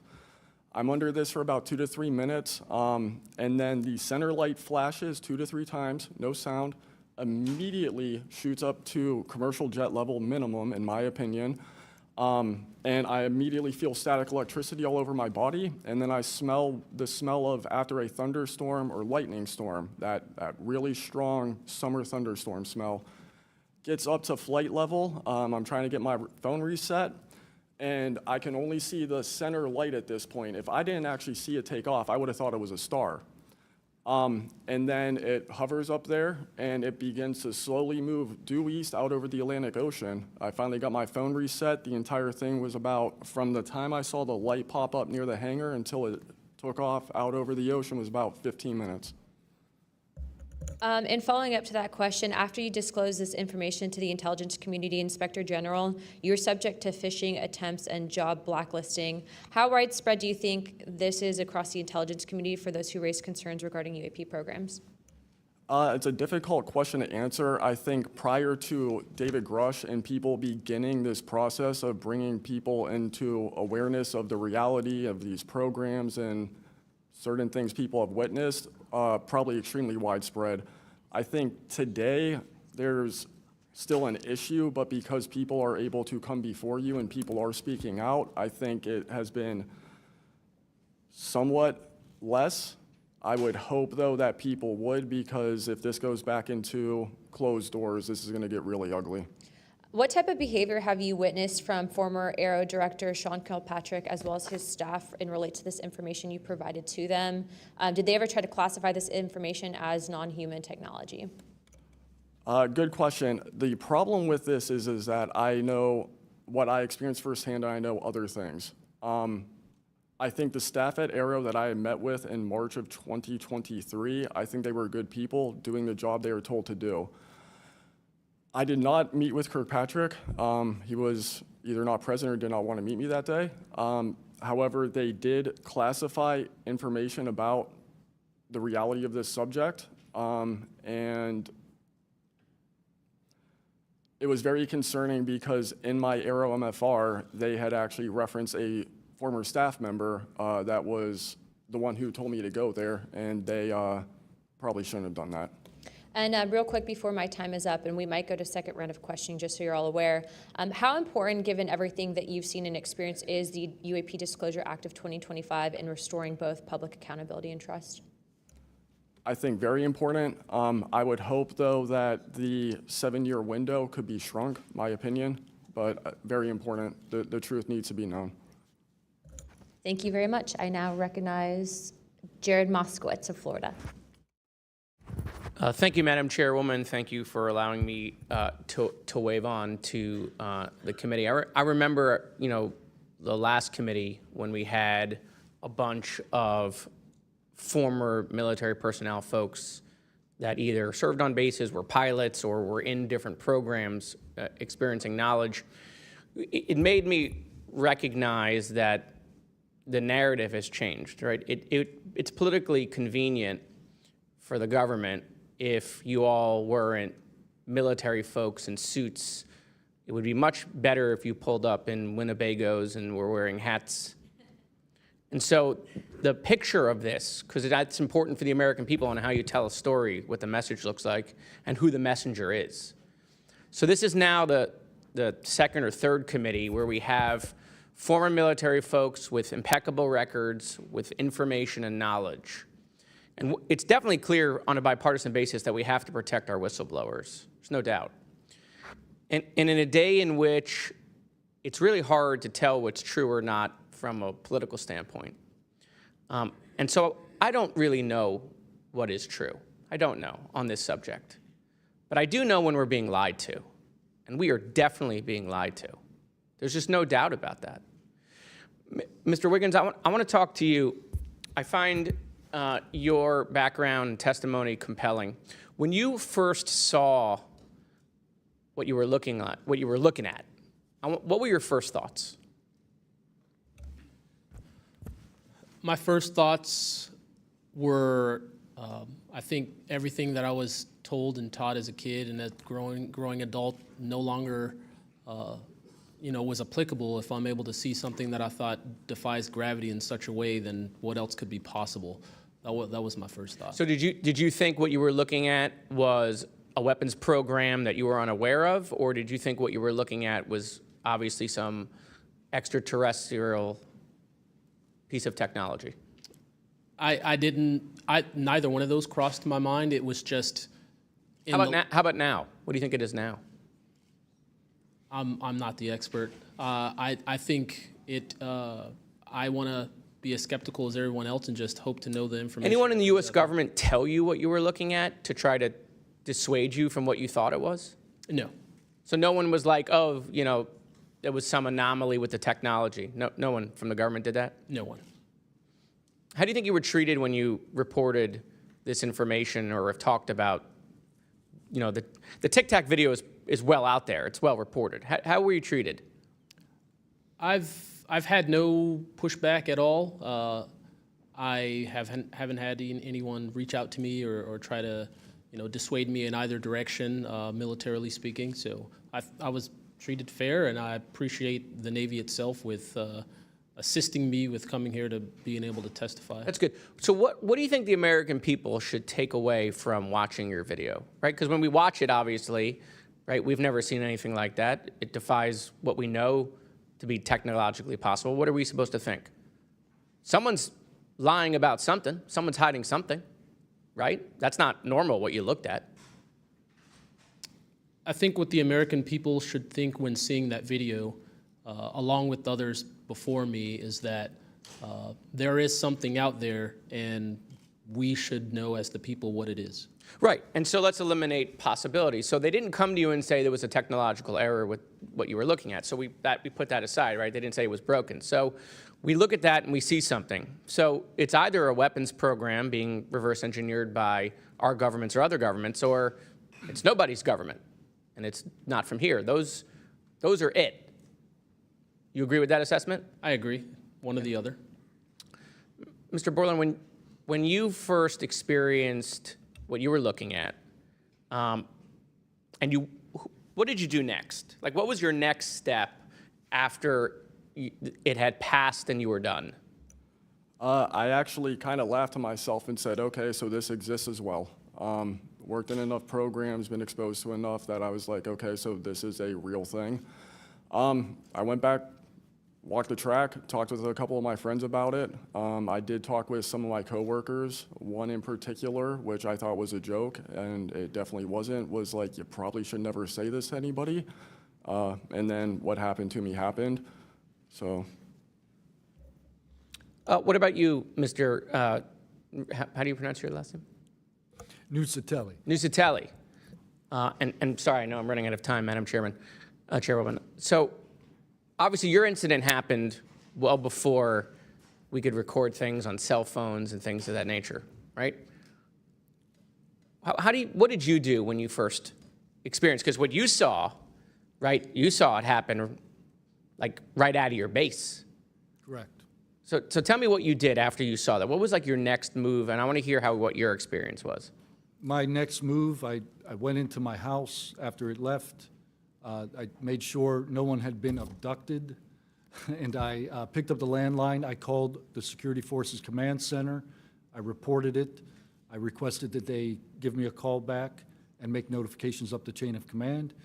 I got a call back in about 15 minutes. They reported that the weather station reported no balloons or aircraft, nothing on radar, no aircraft inbound or outbound. So I got that notification.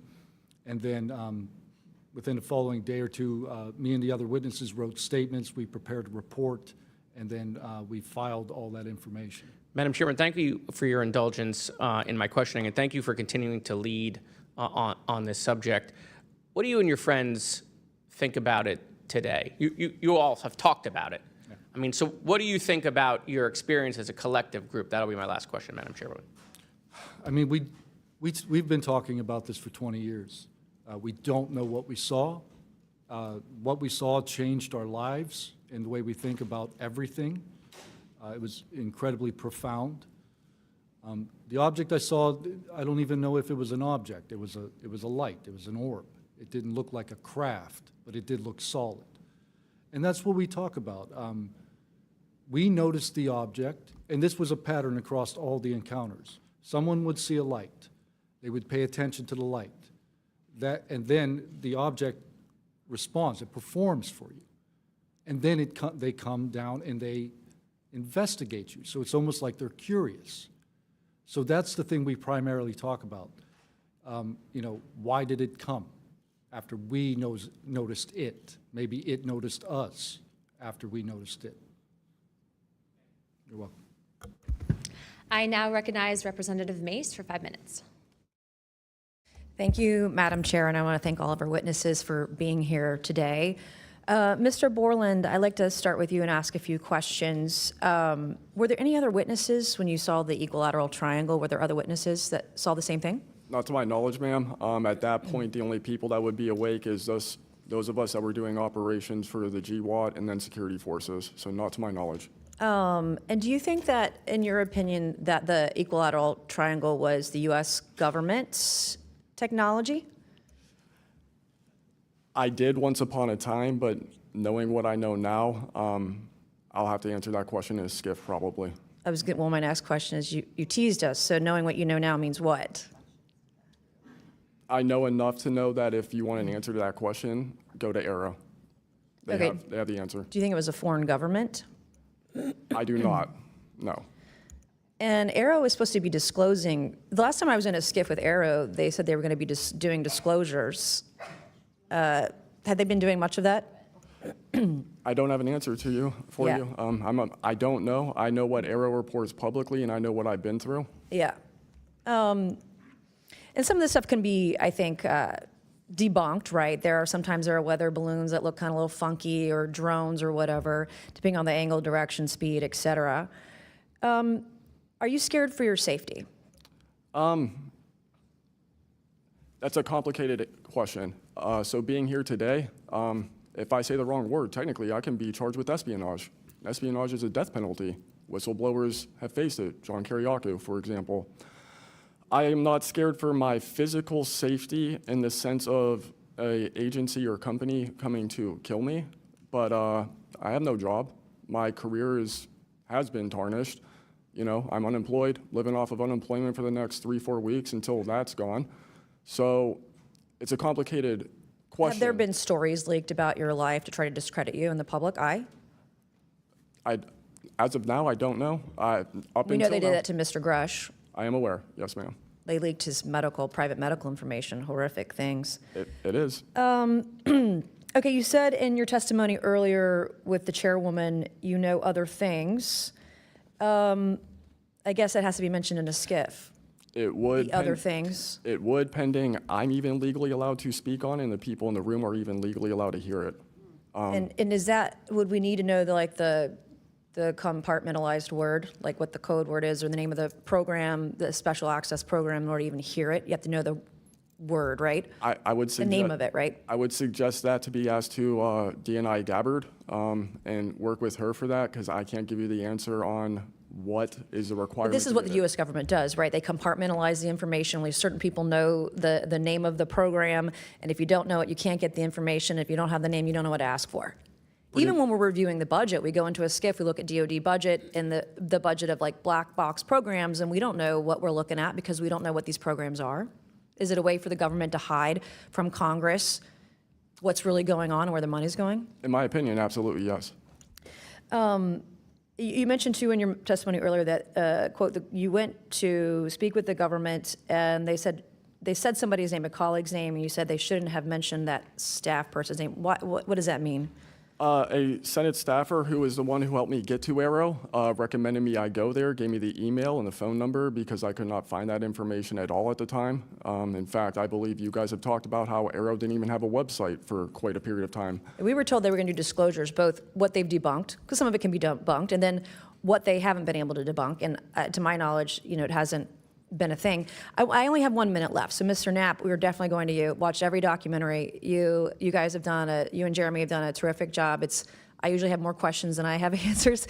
I think we all do, and you guys are doing a terrific job to bring information to the public. Do you think that any of this is a psyop by the U.S. government? Entirely possible. I mean, our government and other governments have admitted that they've tried to use UFOs to cover secret projects. But I think they also do some reverse engineering of those claims. So years after people start seeing UFOs over Area 51, for example, they come up with the story, oh yeah, that was, we planted that story. So I read in a major newspaper just a couple of weeks ago, they planted this story. An Air Force colonel went out into the desert, went to a bar at Rachel, and gave them some fake UFO photos. And that's how the whole story about Area 51 started, which is preposterous. Yeah, and I didn't even get to the crash retrieval program stuff yet, Ms. Chairwoman. There's just so much. Okay, thank you so much for your time today. I wish we had more time. Thank you, Madam Chair.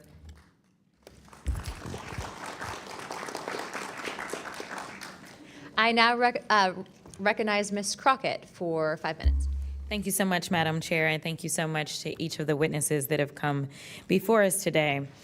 The federal government has had a long-standing overclassification issue in general. We all know that, from the assassinations of MLK and Malcolm X to the COINTELPRO and torture programs to now UAPs.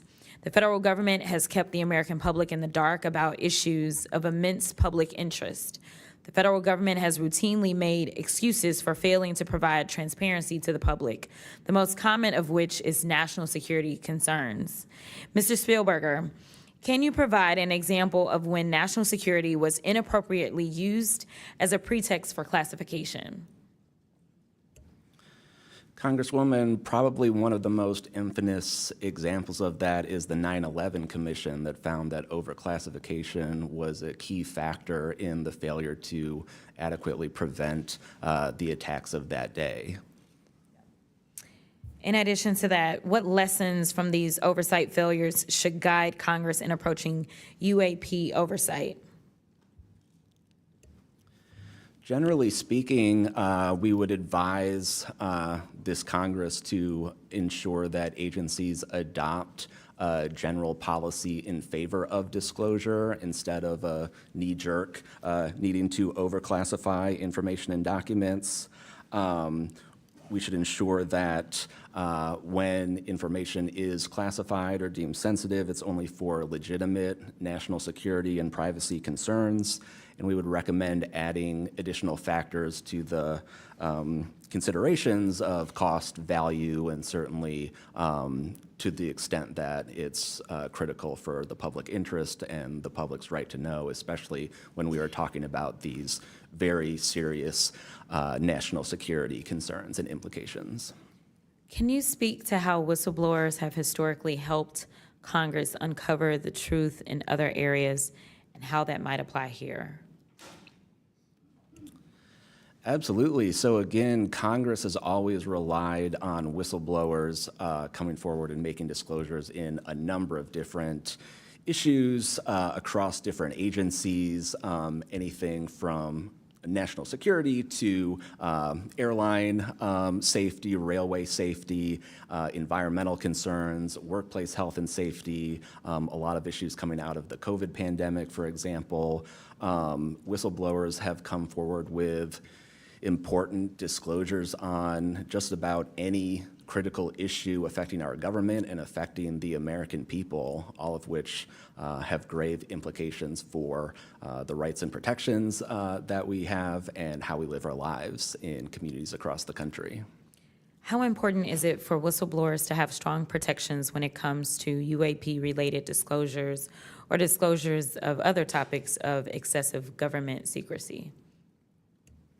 It's absolutely vital. This has been one of the disappointing failures of doing this work, of advocating for stronger whistleblower protections. We recognize the invaluable public service that brave whistleblowers play in coming forward, again, taking all of these risks that we've heard about just to speak the truth, to get important information out in the public consciousness, but they can only do so when we have safe and secure channels for reporting, when there is trust in the independence of agency watchdogs like inspectors general, like the Office of Special Counsel, like the Merit Systems Protection Board, that play critical roles in investigating whistleblower disclosures and enforcing the protections of whistleblowers. All of that is essential to allow whistleblowers to keep coming forward and playing these incredibly important public roles. Thank you so much. Let me just say this. People look at Congress, especially now, and they see a lack of unity. They don't see the ability for us to come together really on much of anything. I will say that I do applaud the chairwoman and the work of this committee because for once I feel like we are focusing on governing, which should be about transparency. The reality is that we cause more harm than good when we allow a lack of transparency to fester. It allows for all types of conspiracy theories instead of us actually making the investments that we need to make to get the information and actually provide it to the American people. The reason that I wanted to focus on making sure that we answer some questions specifically around the protections of those that are willing to come forward is because the only way that we can make this government actually work for all of us is if no matter where you are in this federal government, you feel as if you are safe when you come forward with information of any issue. And so I do want to thank you for all of your stories. The reality is that we only get 5 minutes, and the vast majority of everything that you have to say cannot be contextualized within 5 minutes. But I know that my colleagues are going to get to kind of pulling some more of that out. But again, I really just want to thank you for your courage in this moment, and thank you for your service to our country.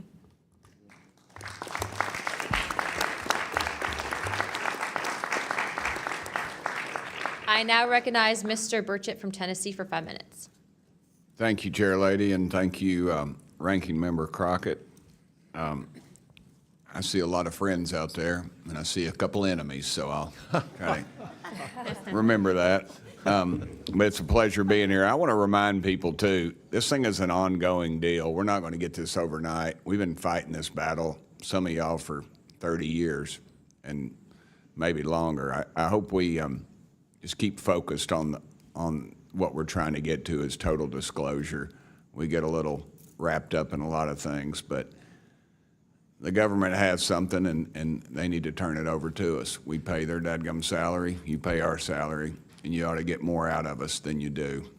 And that's what disgusts me about this whole thing. I think they're just trying to run the clock out on us, really. They'll poke us a little, and they'll make jokes to us and try to pull us off the target, but I think we know where we're at, and that's why they're firing at us, because we are over the target. My first question is Mr. Knapp. I recently introduced the UAP Whistleblower Protection Act to help provide whistleblower protection to federal personnel for disclosing the use of federal taxpayer funds to investigate UFOs. I still don't want to say UAPs. How can Congress further increase whistleblower protections? I think you got to unleash the dogs and go track down the money and where it goes, because a lot of this stuff has been moved out of government. Sure. As you know, Rep. Burchett, it's been given to private contractors who've stashed it away. They've had it for so long that there's nobody left inside government, or very few, who know where it is. And they do that to keep us from FOIA, correct? Yeah, it's to keep it from FOIA. And I think that the contractors who've had this stuff for a very long time set their own standards about who is allowed to know what. And it's a very small group that ever cracks that. I think Representative Luna has been looking at the use of classifications to hide things. I'm not sure that even this committee getting security clearances that should allow you to see this stuff would allow you to follow where it really goes. I worry about the people that are looking at it and don't even know what they're looking at. I mean, it's gone through so many, I mean, since Roswell, for instance. I mean, you think there's nobody even alive that was around any of that stuff. Yeah, so. I don't think they've made much progress from the people that I've talked to. I don't think they've made much progress in learning that technology. Might have made some, but you wonder, you know, the implication is tic-tac. Oh, yeah, that's ours. What flew over Washington, D.C. in '52, is that ours too? When are you going to break that out? You guys authorized tens of billions, hundreds of billions of dollars on weapon systems that can't do half of what we've seen UFOs do. So when do they break this out? If it's really a classified project, could change the world. I don't think they've made much progress, and I think they've been lying to us and to you and the rest of the world, and they're still doing it. Yes, sir, I agree with you. How did you manage to obtain the classified Russian UAP documents, and how did you get them back in the United States? Well, I met this Russian physicist who was in the United States lecturing. And I want to clarify that. I can't even take a thing of honey home on my airplane when I fly back to Tennessee. Yeah, so I did something pretty dumb. And I'm bitter about it, but go ahead. I did something kind of dumb. I met with these officials who, you know, during that time period, glasnost, perestroika, the Russians were trying to open up to the world, and I saw it as a window of opportunity, and it was. And we were able to talk these folks into providing us information that otherwise we would never have seen. Some of that was classified. I found out that they only stamped the top pages of these documents that were classified, so I just removed them. I removed those pages, and I carried them out. And if they'd caught me, I'd be in a gulag still. Yeah. We'd be saying, what happened to George Knapp? Oh, yeah. What happened to the Russians that came forward to you in 1993, and were there any repercussions for them? Well, there were. The first thing that happened when I talked about this after getting back and going through the files and things and sifting through it, the Russian physicist who had helped us introduced all these people wrote back and said there was a huge eruption, that there was the real right, far autocratic forces that wanted a return of the USSR had really go after these guys. They described them as traitors. Nikolai Kapranov, the physicist friend of mine, said, look, if this had happened 5 years earlier, we would be in prison. If it had happened 10 years earlier, we would have been shot.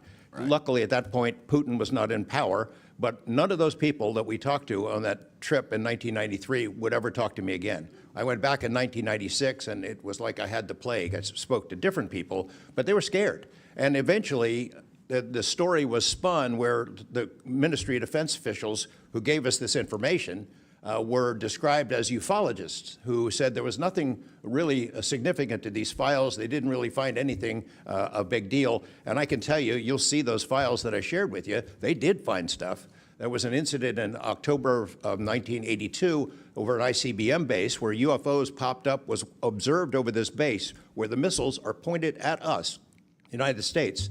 These UFOs perform incredible maneuvers. They split apart, they fuse back together, they'd appear and disappear, and right at the end of this 4-hour period, the launch control codes for the ICBMs lit up. Something entered the correct codes, the missiles were fired up and ready to launch, and they could not shut it down. The Russian officers were panicking. The UFOs they disappeared. The launch control system goes back to normal. Colonel Sokolov and his team came in, took the thing apart, could not figure out what it was. It wasn't a power surge or EMPs or some of the baloney excuses that our country has given for similar events involving our nuclear missiles. They thought it was a message from wherever the UFOs were from. And that's a chilling thing. I mean, we were a couple of seconds away from World War III starting, and the UFOs were responsible for it. All right, I'm out of time, but real quick, who are the contractors that have this material, the corporations? Well, one of them is Lockheed, And I'll tell you, I mean, I'm not saying Lockheed's the bad guys. They're doing what they were asked to do. Sure. They have lied about this because that's what they're supposed to do. But Lockheed would be one. There's a list I can give you, Congressman. Some of the big ones, the usual suspects. Okay, thank you. Yield back, Chair Lady. Sorry for going over. It's all good. It's all George Knapp's fault. I now recognize Ms. Boebert for 5 minutes. Thank you, Madam Chair. Chief Wiggins, based on your training and operational experience, could the behavior that you witnessed, a transmedium object vanishing without a sound, be explained by any known technology that we possess or other governments possess? It cannot. No.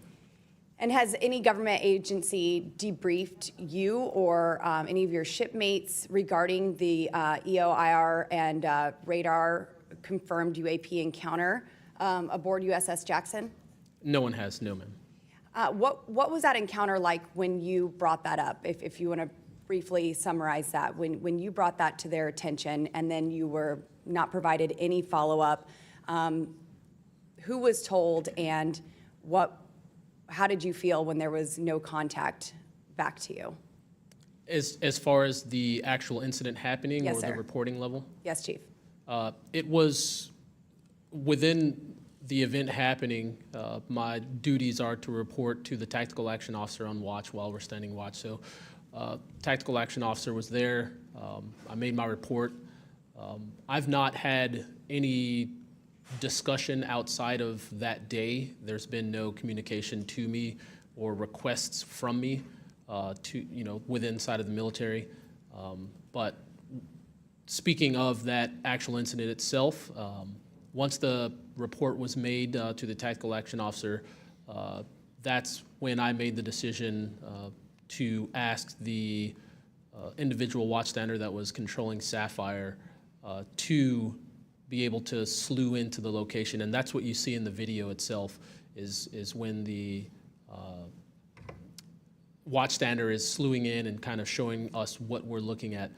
But outside of that, that's as far as the reporting went that I know of. Thank you, Chief.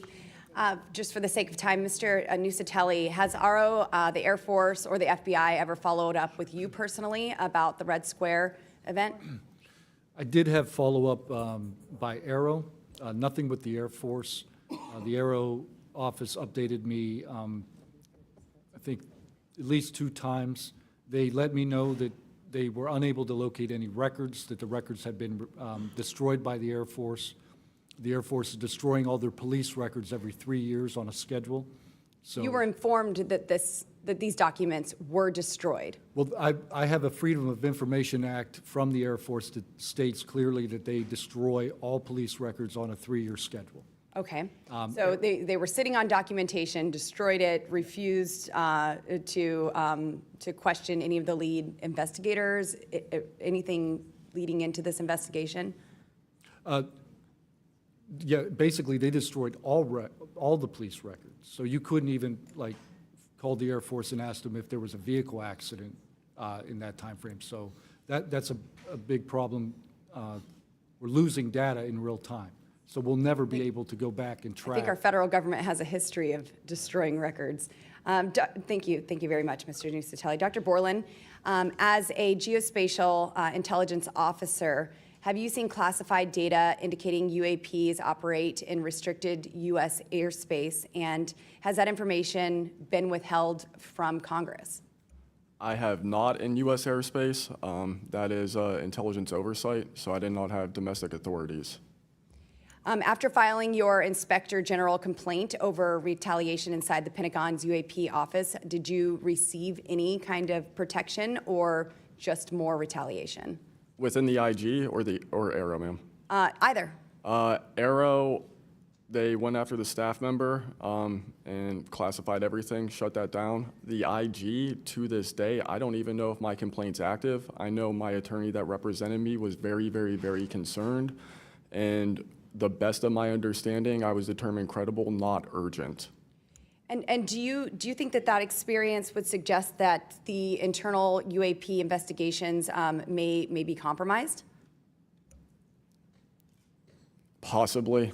I mean, it's so hard because this goes back to people doing the job they're told to do, and very few people are going to want to give up their careers, 20, 30-year pension, get rid of their kids' health care, get rid of their house. It's possible, yes. Yes, thank you very much, Dr. Borland. Mr. Spielberger, do national security whistleblowers currently have any external appeals processes to challenge retaliation, or are they just stuck relying on the same agencies that they're accusing? Congresswoman, this is one of the biggest concerns that we at POGO have, basically around the independence of investigations and accountability for retaliation. Basically, yes, national security whistleblowers have to rely on internal administrative processes that go through agency inspector generals. There are some differentiations, but the bottom line is that they are forced to rely on protection from the same agencies and people who they are alleging retaliated against them. Yes, well, I thank you all for your bravery. We are out of time here. Thank you so much for coming forward, and we will do everything that we can to ensure that you are all protected. Thank you for trying to bring truth and transparency to the American people. Madam Chair, I yield. I now recognize Mr. Burleson for about 5 minutes. Thank you, everyone. It takes such great courage to come forward, and we acknowledge that, and I hope that you see that we are taking that seriously. And so very thankful for what you're doing today. I'm also very thankful for previous witnesses that have come forward. I see Matthew Brown in the audience. He courageously stepped forward and was as a witness. I encourage everybody to look and seek his testimony. I want to thank the people that came in our first hearing. Ryan Graves, David Grush, David Fravor.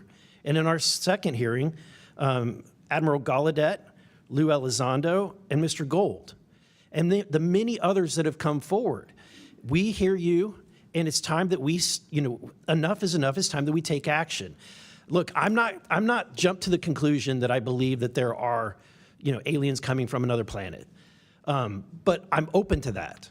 And I think that it's our responsibility, especially when we're seeing that we have a government that is actively blocking information from us. Just last night, I tried to get an amendment onto the National Defense Authorization Act that fit in the germaneness of that bill to have UAP disclosure. And conveniently, it was named non-germane, mostly deemed by staff, not even an elected official.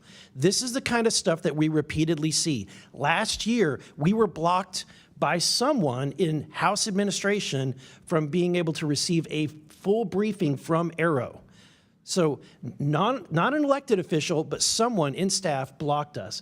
And I've had it. Enough is enough. I want to cue up a video that I've been given. And as before it starts, I'm going to describe, this was taken October 30th of 2024. This video is of an MQ-9 drone tracking an orb, or this object, off the coast of Yemen. You'll see that another MQ-9 launched a Hellfire missile. You cannot see that drone. And so I'm not going to explain it to you. You'll see exactly what it does.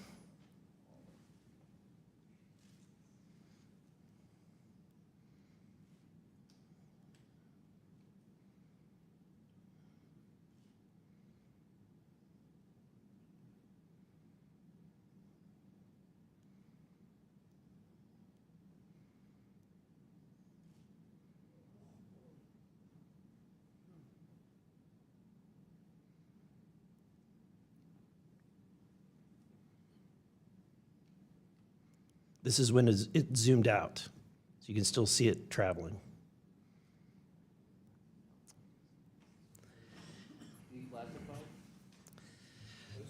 So, Mr. Knapp, have you heard about events like this occurring?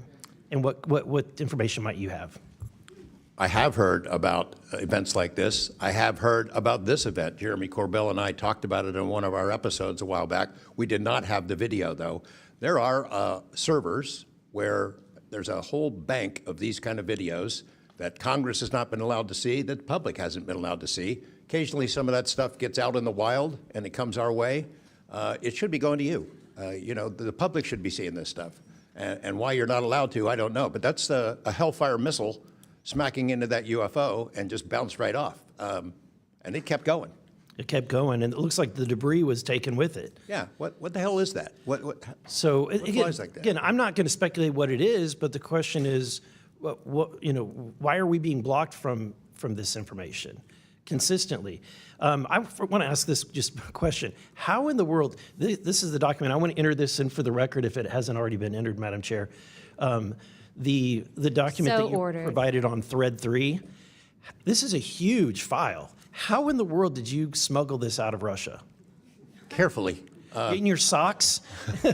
I don't think I want to be really specific about it because I might have to go back there and get some more sometime. Although, no, that'd be crazy to do that. Well, I took the top pages off that were stamped with the security signature, and I carried them out on my person. But the rest of them I just threw in my suitcase and threw some caviar in there as a distraction as well, and hoped for the best. Otherwise, I'd be a citizen of Siberia right now. And you had you reported James Lakatsky came to you with government possession of NHI craft and how they ultimately gained entry. Can you testify to the veracity of that claim? Dr. Lakatsky is an honorable man who served most of his career with the DIA, a very trusted, high-level rocket scientist and intelligence analyst who inspired the OSAP program, as I said earlier. And in full disclosure, I've co-written 2 books with him. He dropped this on myself and our other co-author out of the blue. And it took 14 months for us to get DOPSR approval for him to release 2 sentences on that. He said this craft, we had managed to get inside of it. It had no wings, no rotor, no tail. It had no fuel tanks. They didn't know how it flew or how it was operated. It clearly looked like it was aerodynamic, but he would not go further. He's a by-the-book guy, and until he gets clearance to say more about that, I don't think we're going to hear much more. But it's not ours. It wasn't ours. We didn't make it. We didn't know who made it and how it was built and how it operated. We've got at least one. And I don't know, I think that's enough confirmation that we do have recovered discs and materials. Lastly, Mr. Borland, in the classified realm, have you been exposed to undeniable confirmation of NHI technology? And then my second question is Base Systems involved in any way with reverse engineering exploitation of non-human intelligence craft?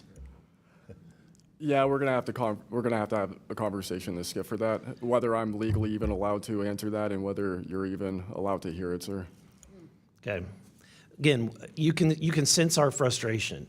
And so I just want to thank you for coming forward. We will continue to fight because, look, this is about making sure that this government belongs to the people and restoring the republic the way it was intended to be. Madam Chair, I also have further witnesses of courageous individuals. It was given to me by Dr. Stephen Greer, including Michael Herrera and his testimony. We have Roderick Castle and his testimony, Randy Anderson, his testimony, Stephen Digna, and others, 3 others, all saying similar things to what the witnesses today have said, and I would like to enter that into the record as well. No objection. Thank you. I now recognize Representative Lee for 5 minutes. Thank you, Madam Chair.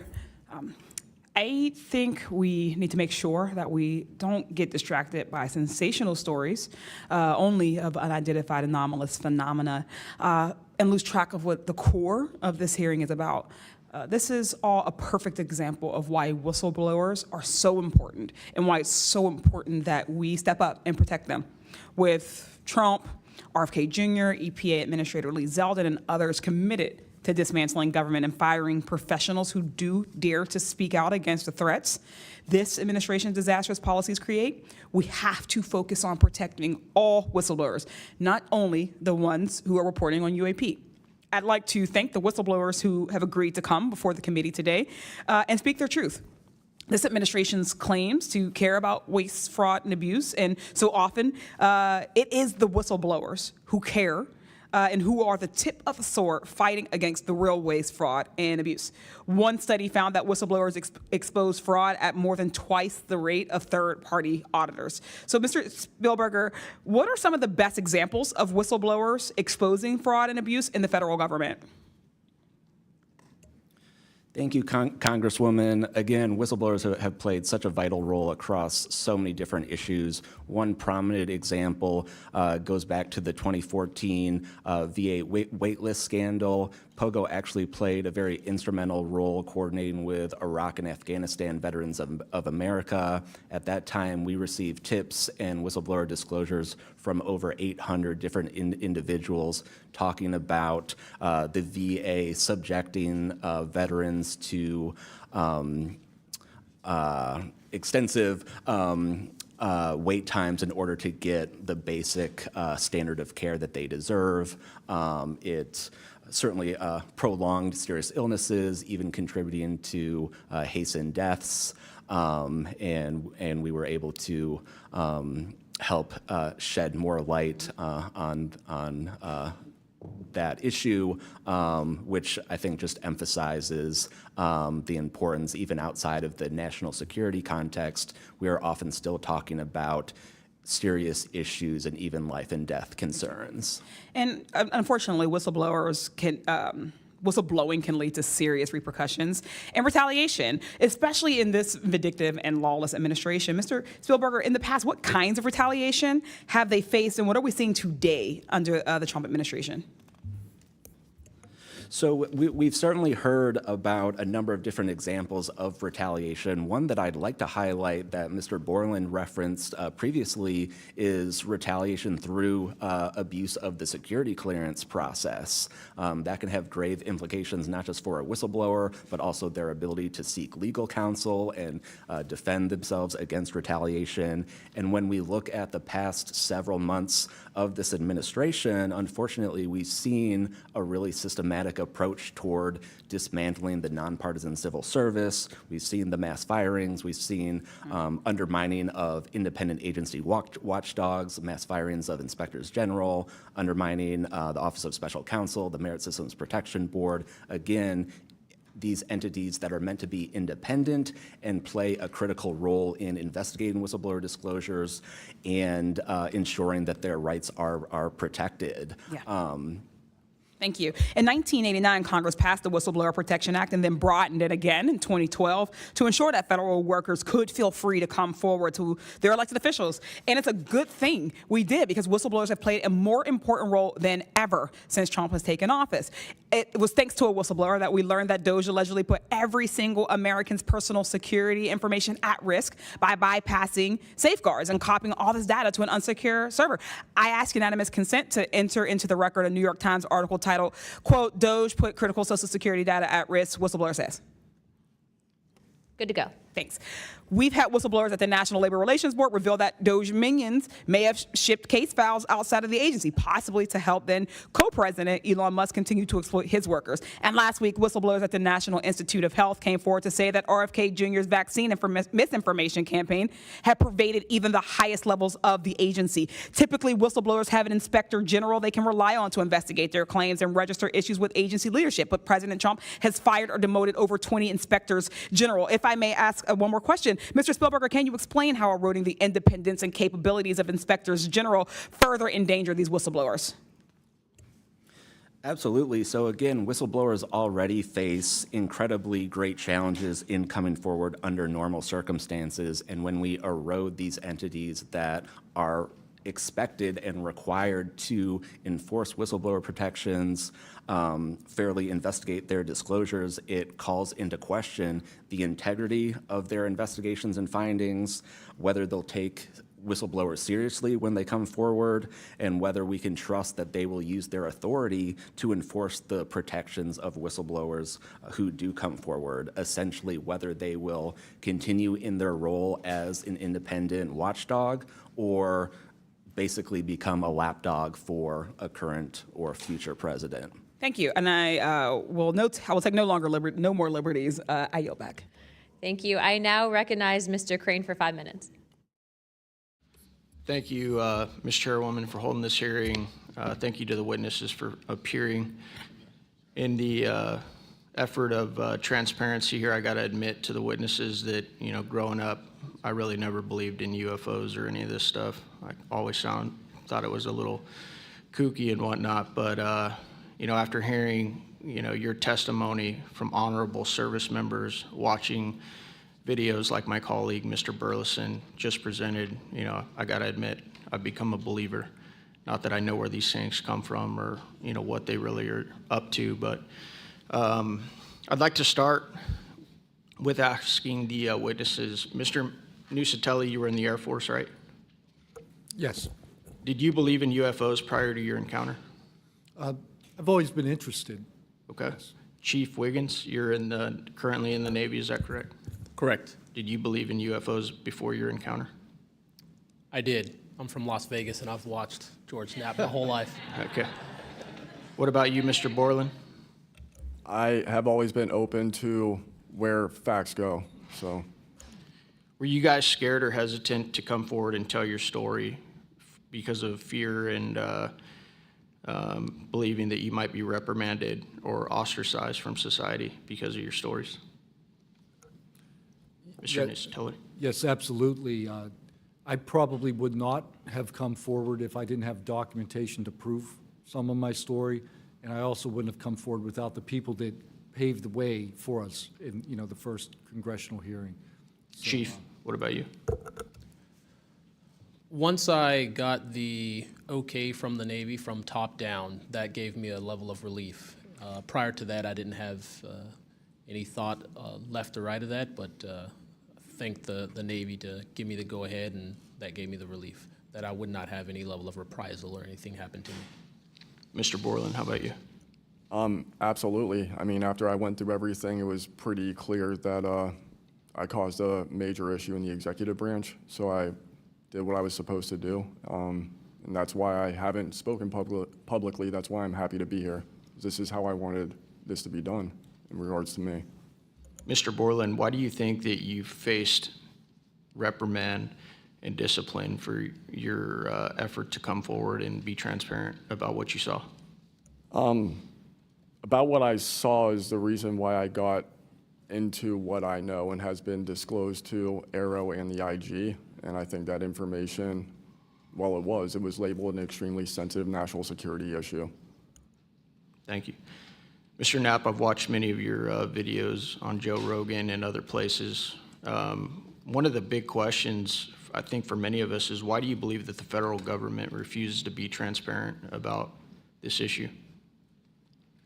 I think there's probably multiple reasons. At the start, when these things first started invading our skies in large numbers, we were scared. It was right after World War II, and we didn't know what they were, and they didn't want to panic the public, and that was probably a good call. Over time, I think the lying sort of became institutionalized, Flights over Washington, D.C. in 1952, they're seen, they're captured on radar, jets are chased after these objects, and then we get an explanation it was a temperature inversion. And those kind of lies have been told for a long time. What was told to me by an investigator from Congress, a guy named Richard D'Amato, who was sent after this story by Robert Byrd and Harry Reid, he came out to Nevada, tried to get into Area 51, did get in there, looked around, talked to people, trying to get to the bottom of it. He believed that this program, reverse engineering, et cetera, was had been moved inside these corporations. And he said, when this comes out, people are going to go to prison. And he meant people who were basically misusing legitimate national security funds, tens of billions of dollars, in order to keep this cover-up going. I also believe there's a legitimate reason for the cover-up in that there is undeniable connection of national security involved in this technology. If we are racing for it to master that technology against the Russians and the Chinese, which is what I have been told by Senator Reid and many others, then it is a race that's critical to our survival. There could be a form of disclosure, I think. Yes, it's real, it's from somewhere else, without revealing all the details that would allow someone else to have an advantage in the race for this technology. Thank you. Finally, I'd like to enter into the testimony a letter I sent to the DOD regarding the case of Major David Charles Grush, a UAP whistleblower who's been extremely helpful to this committee. Unfortunately, due to his participation in the disclosure of UAP, he suffered reprisal like the removal of his clearance, denial of promotion, and loss of medical retirement. I wrote the DOD on July 24th, 2025, on behalf of Major Grush, and I'm still waiting for a reply. I appreciate any help the committee can offer to get a response. Thank you. I yield back. Without objection, we'll be following up with the DOD after this hearing. Thank you, Representative Crane. I'd next like to recognize Representative Gill for 5 minutes. Thank you, Chairwoman Luna, for holding this hearing, and I'd like to yield a minute of my time to you. Perfect. My first question is to Mr. Knapp. Mr. Knapp, how do we know that the files that you obtained from the former Soviet government are not BS and just given to you as a disinformation campaign against the U.S. government? Yeah, it's a good question. So I shared some of them with the Senate Intelligence Committee when I first got back because that was requested by the Russians who shared some of that information with me. Secondly, I gave all of that material to the DIA through BASS, the OSAP program, sorry for the acronyms. Can you name names real quick? Sorry. At BASS or OSAP? Who did you give them to directly? I gave them to Robert Bigelow and to Jim Lukatsky. And they hired a whole team to go through them and retranslate them and analyze it, and they created a structure of how the UFO programs in the USSR and Russia were put together. They said they were real. The other person who said they were real is David Grush. Noted. Thank you. Representative Gill. Yep. And thank you. I'd like to yield the remainder of my time to Eric Burleson. Thank you, Representative Gill. Mr. Wiggins, Chief Wiggins, in your view, what mechanisms, such as internal protocols, witness debriefings, or cross-agency documentation, should be better established in order to ensure that such a credible sighting, like the one that you have given, are preserved and made available to oversight bodies like this? Thank you, sir. As a active duty Navy member, our mission is to carry out the ship's mission or the command's mission. And we, on a general basis, don't have knowledge of what to do when we see things like this. We just don't. We're there to do our mission and do what's told of us, right? So I think what would be important is giving active duty members a clear way of being able to report things like this to where it gets to this point. And ensuring that we have a standard level of understanding that there wouldn't be any level of reprisal or anything happening. Because, I've been in the Navy for almost 24 years, but what about the sailors that have been in for 2 years that experience things like this? They're not gonna have the knowledge, or they'll probably be a little bit more fearful to speak up, being it that their career is just starting. Yeah, I want to commend you. You're the first witness to come forward that is currently serving, and it's recognized. And so I thank you. And your testimony is unbelievable. Let me ask this question. Are you familiar with the Witness Protection Act that Representative Burchett has filed? I'm not too familiar, sir. Anyone on the committee familiar with it? It's fantastic. It's the language that we need. It's language that will protect whistleblowers from any kind of reprisal, and yet it's again and again blocked by this body in some way. Many a times it's being blocked not by elected officials but by staff behind the scenes. And the other bill, the UAP Disclosure Act, which was filed last year, Senator Schumer, who I cannot believe that there's a topic that he and I agree on, but he and I agree on this topic. He has sponsored it in the Senate. He put it on the National Defense Authorization Act last year. Remarkably, I can't get it it was stripped out by the House last year, and I can't get it onto the bill leaving the House this year. Mr. Knapp, how far would that bill go to actually getting the answers that we need? Pretty far. I think that they're still going to have roadblocks. The keepers of the secrets, the private companies that have been doing this job for intelligence agencies for a long time, are not going to cough it up. You'd have to force it out of them. And whether you can get them to admit that they have it or not, they're supposed to lie about it. They've been lying about it. More power to you. I hope it works. I hope it passes this time. But it's a daunting challenge to get them to open up after lying about it for more than 75 years. Yeah. And then finally, Mr. Borland, when you engaged with Arrow in 2023, you noted that their public statements did not match the reality that you and others had witnessed. In your assessment, what were the key limitations of Arrow? You know, I would put it to you this way. The statement Arrow has made is scientific evidence of extraterrestrials. Scientific evidence requires a scientific control. Extraterrestrial is an entity on another planet. The only way to scientifically prove extraterrestrial is we have to go to that planet, acquire technology, bring it back, and compare it to what we have here. So you're saying they won't let anything out because, or they won't come forward unless they confirm that unless they go to the planet and confirm where its origin is? That would be scientific evidence, yes. And by that statement, Arrow found no scientific evidence of extraterrestrials is basically, I don't want to call it a psyop, but a misrepresentation, because we do have things. But making that statement is not technically a lie. It's a misrepresentation of the full truth. Thank you. Madam Chair, may I, just since we're on that topic real quick, how do we get to these other planets? How do we pass the Van Allen radiation belt safely? Good question for you. I cannot answer that for you. I would now like to recognize Mr. Perry for 5 minutes. Thanks, Madam Chair. I think I'll start with maybe Mr. Borland. So you have a clearance, right? You're in uniform, you have a clearance. When did you leave service? What year? I left in 2013, February 2013. 25th. Who was the president, if you recall?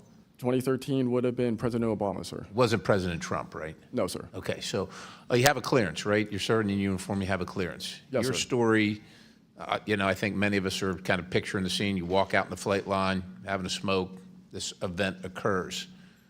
Do you have the perception, at least I do, based on your story, that this involves the U.S. government? Whatever you saw involves the U.S. government. That is 100% my opinion then and now.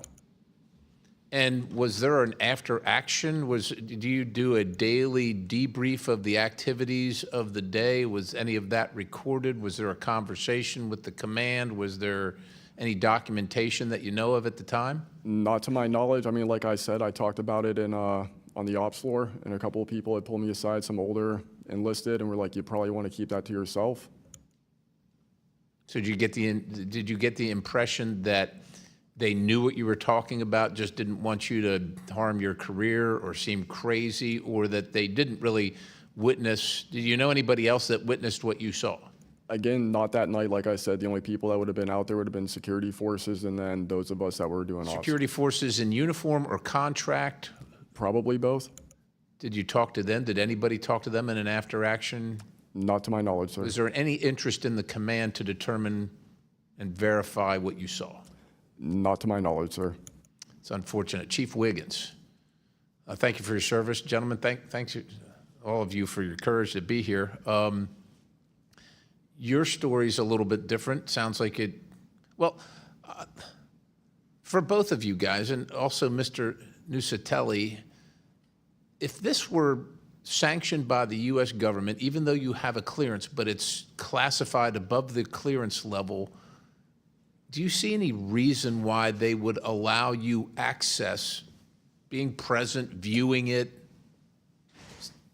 hearing it, you know, being around it? Like, what is this, an accident? Like, does the U.S. government make these kind of accidents? They make accidents, mistakes like this? Like, we're doing this test of this new system, and we forgot these guys were standing here. Does that sound like something that the U.S. government would do?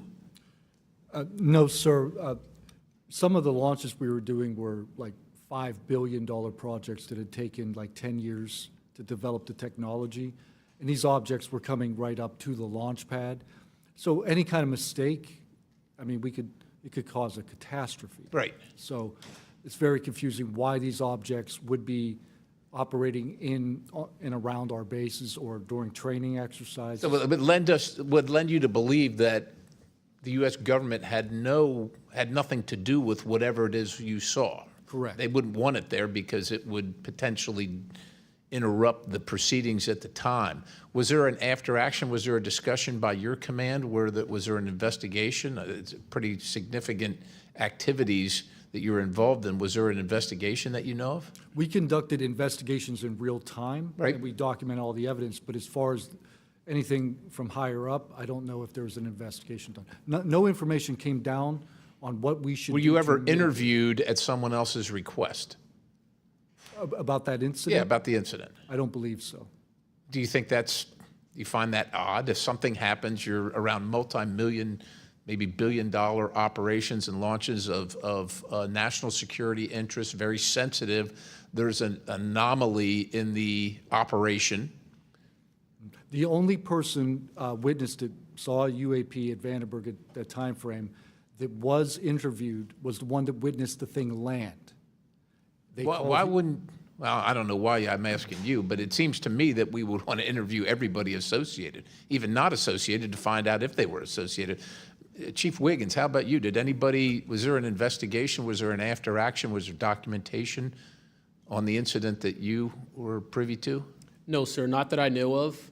And in my previous experience as an operations specialist, all operations that I've been a part of have been deliberate. So yeah, they're and deliberate operations. After the operations, you conduct an after-action review, or that's what the Army calls it. I don't know what I imagine the Navy has something similar to determine your weaknesses, your successes. Did you do that in regard to this incident? No, sir. The Navy calls it after-action reports, and not to my knowledge was there an after-action report of this incident, sir. It's unfortunate. Thank you, Chair. I yield. I now recognize Mr. Biggs for 5 minutes. Thank you, Madam Chair. Thank you to the witnesses for being here today. I'll tell you that today's testimony should alarm every American, no matter their views on UAPs. This isn't simply about UAPs. It's about government integrity, responsible use of taxpayer funds, and Congress's constitutional duty to oversee the executive branch. I've heard evidence of critical information hidden in special access programs, off limits to virtually every elected representative, and certainly to the public. Credible witnesses report retaliation for speaking out. These are clear attempts to silence those who are exposing the truth. We must protect the whistleblowers. And decades of government disinformation have eviscerated public trust. So this isn't a partisan matter. It's a constitutional matter. And when you talk about the VAs, Ms. Spielberger, and all the problems that they had, the hub of that was Phoenix. And they went after the whistleblowers there. And that was under the Obama administration. So it doesn't matter which administration, which party, both parties have got to come clean, particularly on this. So if the government thinks it can hide the truth and punish those who speak out, Congress has to keep pushing until the facts, whatever they are, wherever they lead, come to light. I'm going to go to you, Mr. Knapp, first. You've interviewed numerous UAP whistleblowers over the years. The question is, how do you verify their claims before deciding they're credible enough to report on? It's a combination of factors. First, you check their credentials. Did they really serve where they said they did, and did they work where they said they did? Are there any other witnesses? Is there visual proof, film, footage, things of that sort? You ask the people around them that know them, that used to work with them, if they're credible people. That's one way. You know, I think about Arrow, the organization that this body created to deal with witnesses and whistleblowers. I hope I'm not taking too much of your time here, but they invited people to come forward, service members who knew, saw things and had experiences. And I can tell you that the people that I have talked to who went through that are deeply disappointed. There was a guy named Bob Jacobs who was a lieutenant attached to Vandenberg in 1964. His unit would record missile tests. They recorded all of them. On one of those particular tests, a UFO comes out of nowhere, zaps what looks like a laser beam at what would have been a nuclear dummy, a nuclear weapon, and disabled it. And he is called into the commander's office. Two guys in suits clip that film footage out that shows the UFO, and he's ordered to never talk about it. He comes forward to Arrow. He heeds the call, thinking he's doing his duty as an American to tell that story, and they completely dismissed him. They made up a story that they had tracked down the original footage, and there was nothing like that in it. Well, there was no original footage. It had been taken away the day the footage was recorded. He's deeply disappointed. People like Bob Salas, who had worked at a nuclear ICBM base, who saw UFOs flying over the base, and these missile silos were taken down. He went to Arrow, too, and was completely disregarded. started, it almost looks like Arrow operated as a counterintelligence operation to get people to come in, tell their stories, and then discredit all of them.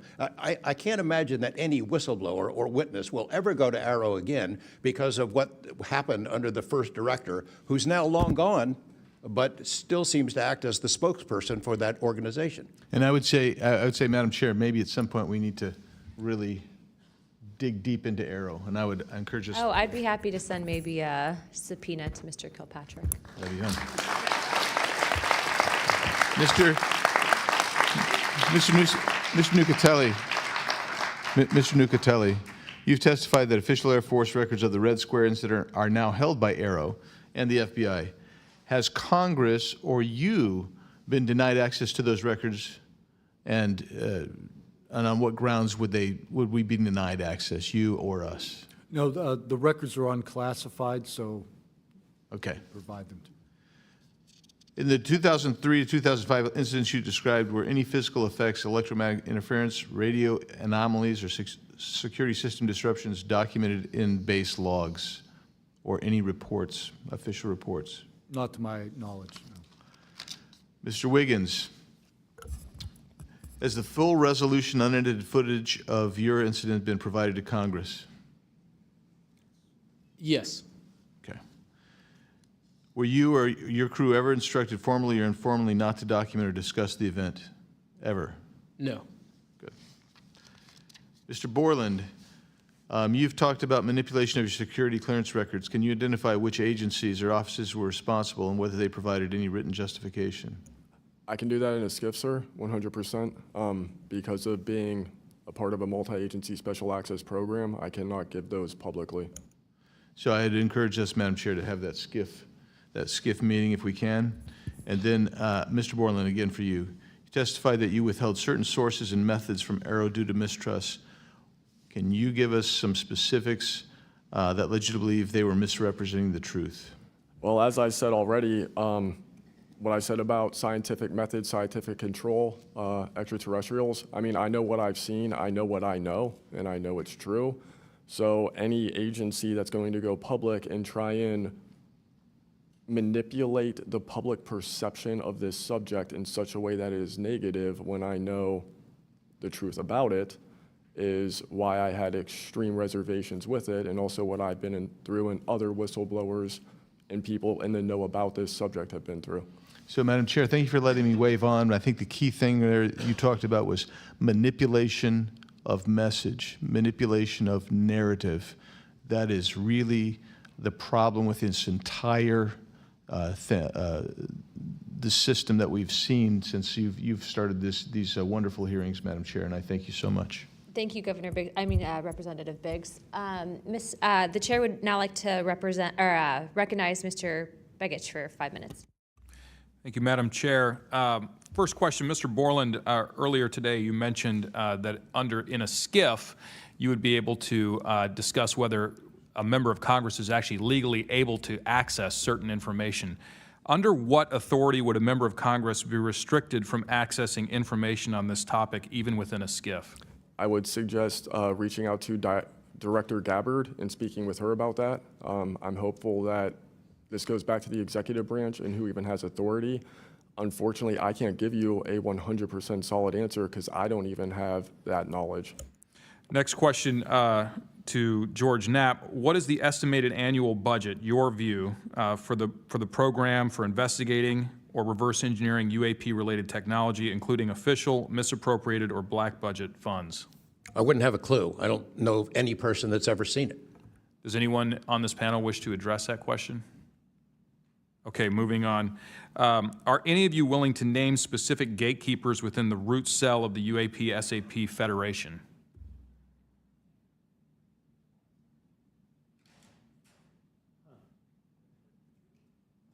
You mean specific people and contractors that have dealt with this and kept the secret? Specific individuals. Well, one of them was named Dr. James Ryder at Lockheed. But, you know, again, to emphasize, I don't fault these contractors for doing what they were asked to do by our government. They're supposed to lie if people ask about it. And the intelligence agencies who who gave this stuff to them, CIA, I think primarily, told them to keep it quiet, and they've done that. And I suspect that they'd like an off-ramp, that they'd like some help with figuring out this technology at some point. And this is, again, available to anyone, is there a security classification guide for UAP or NHI?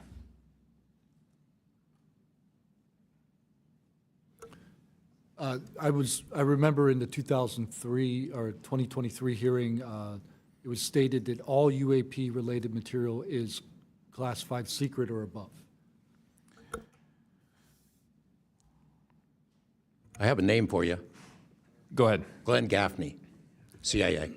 Glenn Gaffney, CIA. Another question for you, Mr. Knapp. What is, in your view, having investigated this issue for so many years, what is the long game with respect to disclosure of this information to the public?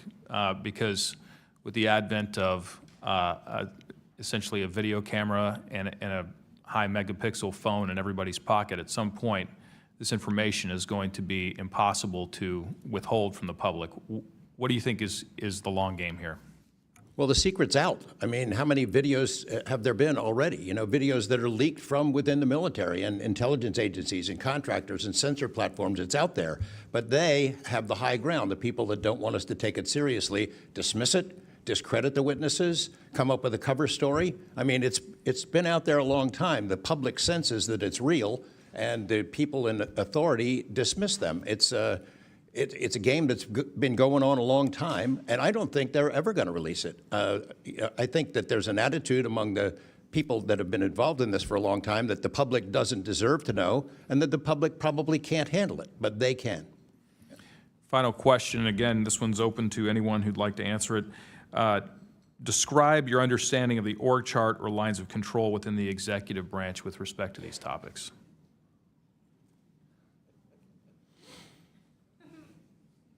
And if you'd like to address that in a skiff, feel free to say so. That could work as long as I'm legally allowed to and you are legally allowed to receive it.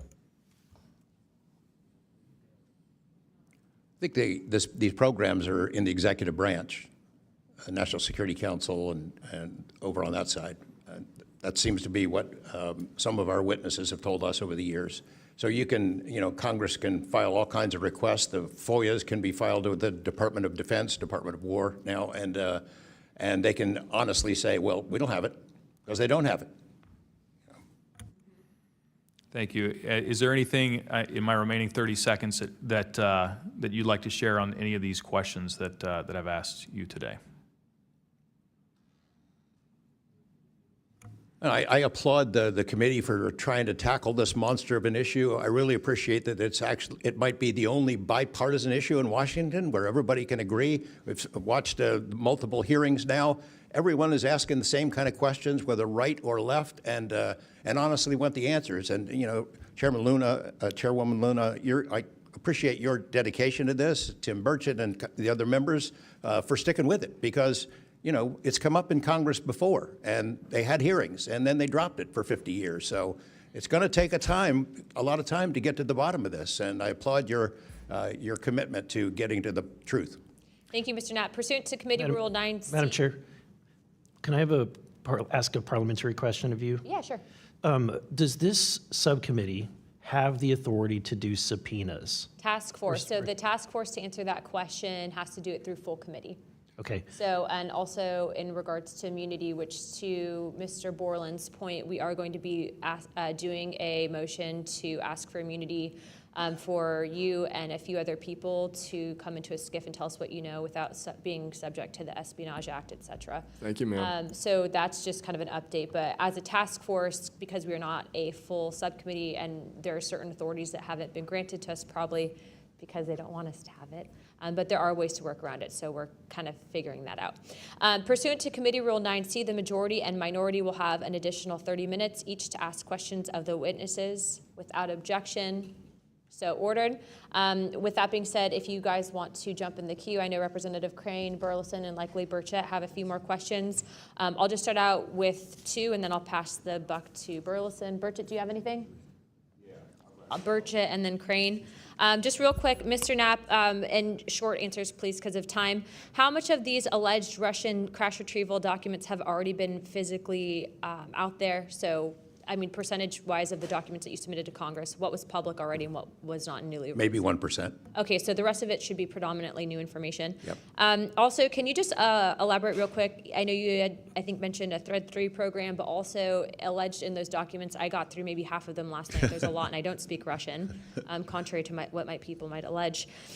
What does the Thread 3, was there any specific programs that existed within the Soviet government or groups to specifically investigate this by name real quick?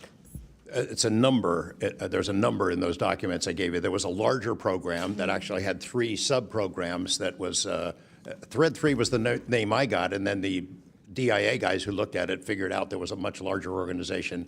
And it's listed in those documents? Yes. Okay, thank you. Real quick, I'd like to ask the committee to replay that video that Burleson had played earlier. I want to ask every witness here, specifically ones that have sensor training or have been able to recognize some of this movement real quick. So if you guys can please roll that real quick.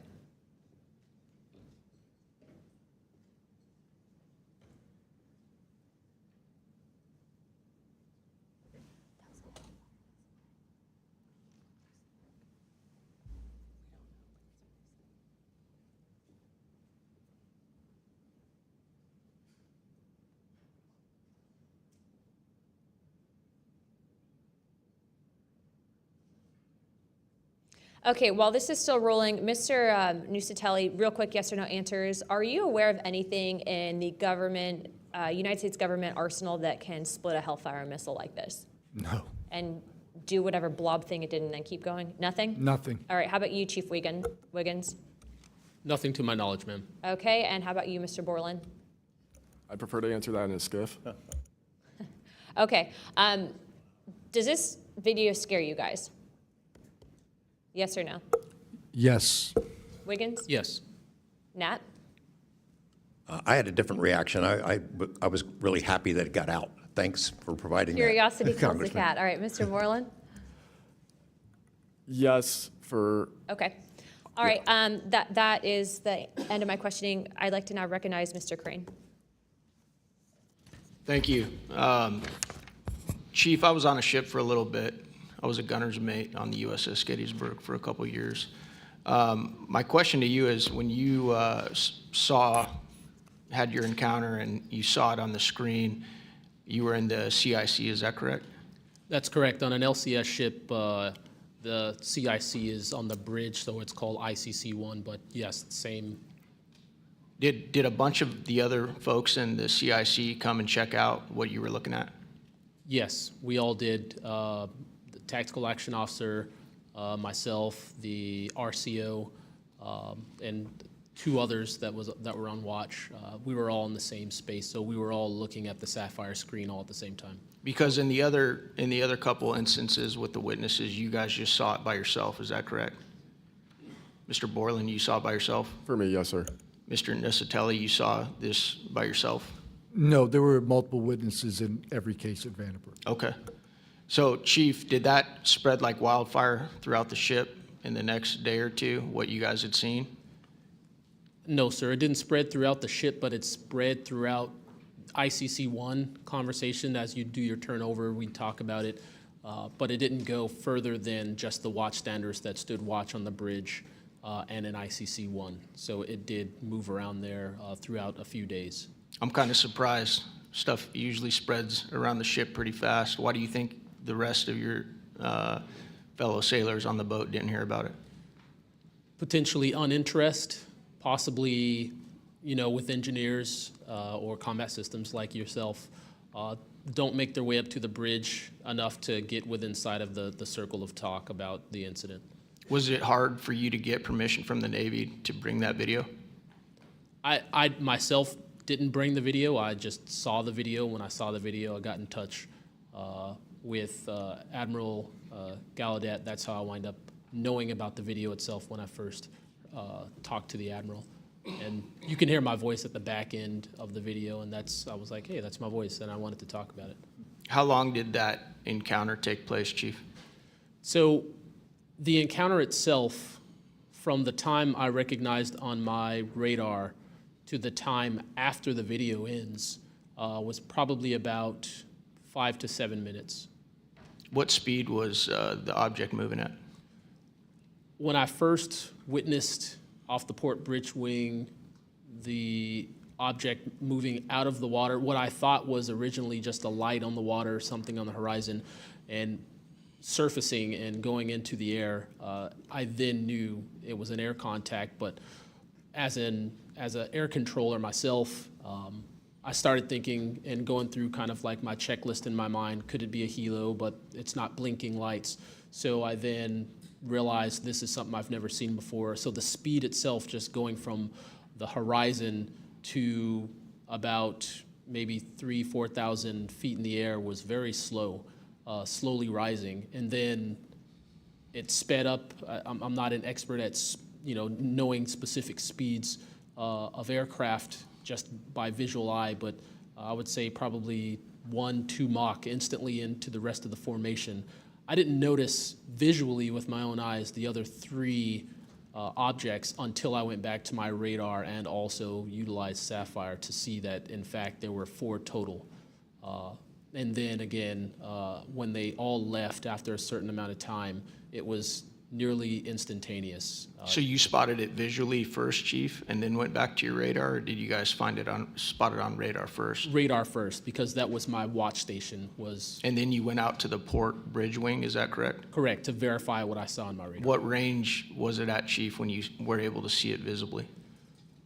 I would say about 7 nautical miles, 7 to 8 nautical miles of a light from the ship. Wow. Thank you. I yield back. I now recognize Mr. Burleson. Thank you, Madam Chair. Mr. Chief Wiggins, you said that it emerged from the ocean. Is that right? Yes, sir. And before it did, it was glowing. It was a glowing object under the water. That part I couldn't tell because it was nighttime at 1915 approximately, and it was also at a distance. So it's very hard to tell the difference between something on the horizon and something surfacing from the water. My personal thoughts after seeing what I saw is that it did in fact come from the water, but I don't have visual evidence showing exactly, that it did in fact come from the water. But I had to go through my process of elimination and try to figure out, was this a ship on the horizon just showing its lights at night, but to see it surface, then it made me question, okay, where did this come from? If it's flying and it's not a drone or anything like that, where was its origin? Where did it start? Mm-hmm. Mr. Knapp, in your testimony and in this document, you detail an event that happened in Russia where their nuclear missiles were activated, and we were close to a World War III at that time, which is startling to hear. It's also good to know that as we have investigated the JFK files as well, that we're learning that that there was a document that was sent between Russia, there was an agreement between Russia and the United States that if they were to see some unidentified objects over sensitive sites, that they would report it to each other. Are you familiar with that document? Yes, I'm also familiar with the rhetoric, public rhetoric between President Reagan and Gorbachev at the time, too, that they traded statements about, wouldn't it be something if we were threatened by something from way outside, how we might work together. I know for sure that they had conversations about it, and I know we did reach an agreement to try to lessen the possibility that us detecting a UFO or group of UFOs would not be mistaken for a bunch of Russian missiles. There were exchanges of that sort that went back and forth. Yeah, and I can imagine this is, to me, the validity of this document is underscored by the fact that Russia would not want this to be known. They absolutely would not want to know, the public to know, or the United States to know that there was a vulnerability in their missile systems. Would you agree? Absolutely. And, and we had many similar incidents at our nuclear weapons facilities here that have all been sort of swept under the rug, but it's pretty scary when you take down 10 missile silos during tense times and you don't have a better explanation for it than it was a special test of security mechanisms or using EMPs, which is a preposterous explanation. Real quick, we're going to cut to Mr. Ogles. He just got back. So we're in a special kind of lightning round, so 5 minutes, and then we'll go back to our line of questioning. Thank you, Madam Chair. You know, at this point, I think it's clear from the hearing that there's advanced technologies that are taking place in our airspace. You know, the question is, and I posed it in one of the previous hearings, is it ours, is it theirs, or is it otherworldly?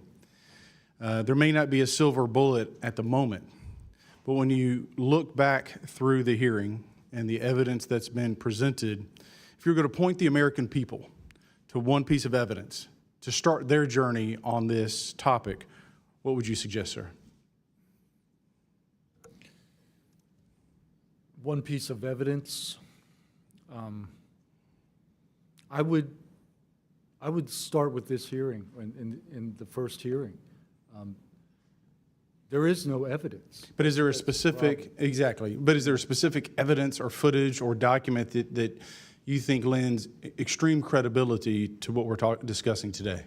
I would say this new video we're seeing today is exceptional evidence that we're dealing with something. With the kinetic? Yes. Mr. Wiggins?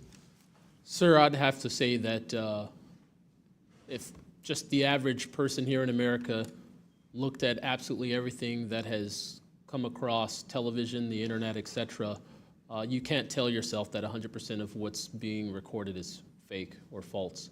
You have to, at some point, understand that there's something else out there. Well, I mean, and you bring an interesting point. You know, in the law enforcement community, anytime you're conducting an investigation, you're always looking at the totality of the circumstances. You're looking at all the evidence and how they piece together. And so that would be my, advice to the American people, that this is a journey that is just beginning from a congressional perspective, but you have decades of data, some of it not real, much of it is, but thanks to Chairwoman Luna, we're now presenting this to the American people. And I think this latest video from Mr. Burleson is something that should get everyone pause. When you see the 3 orbs that drop, was that in a defensive posture, or was that in an offensive posture? And what capabilities did those orbs have that we, quite frankly, may not have? Mr. Knapp?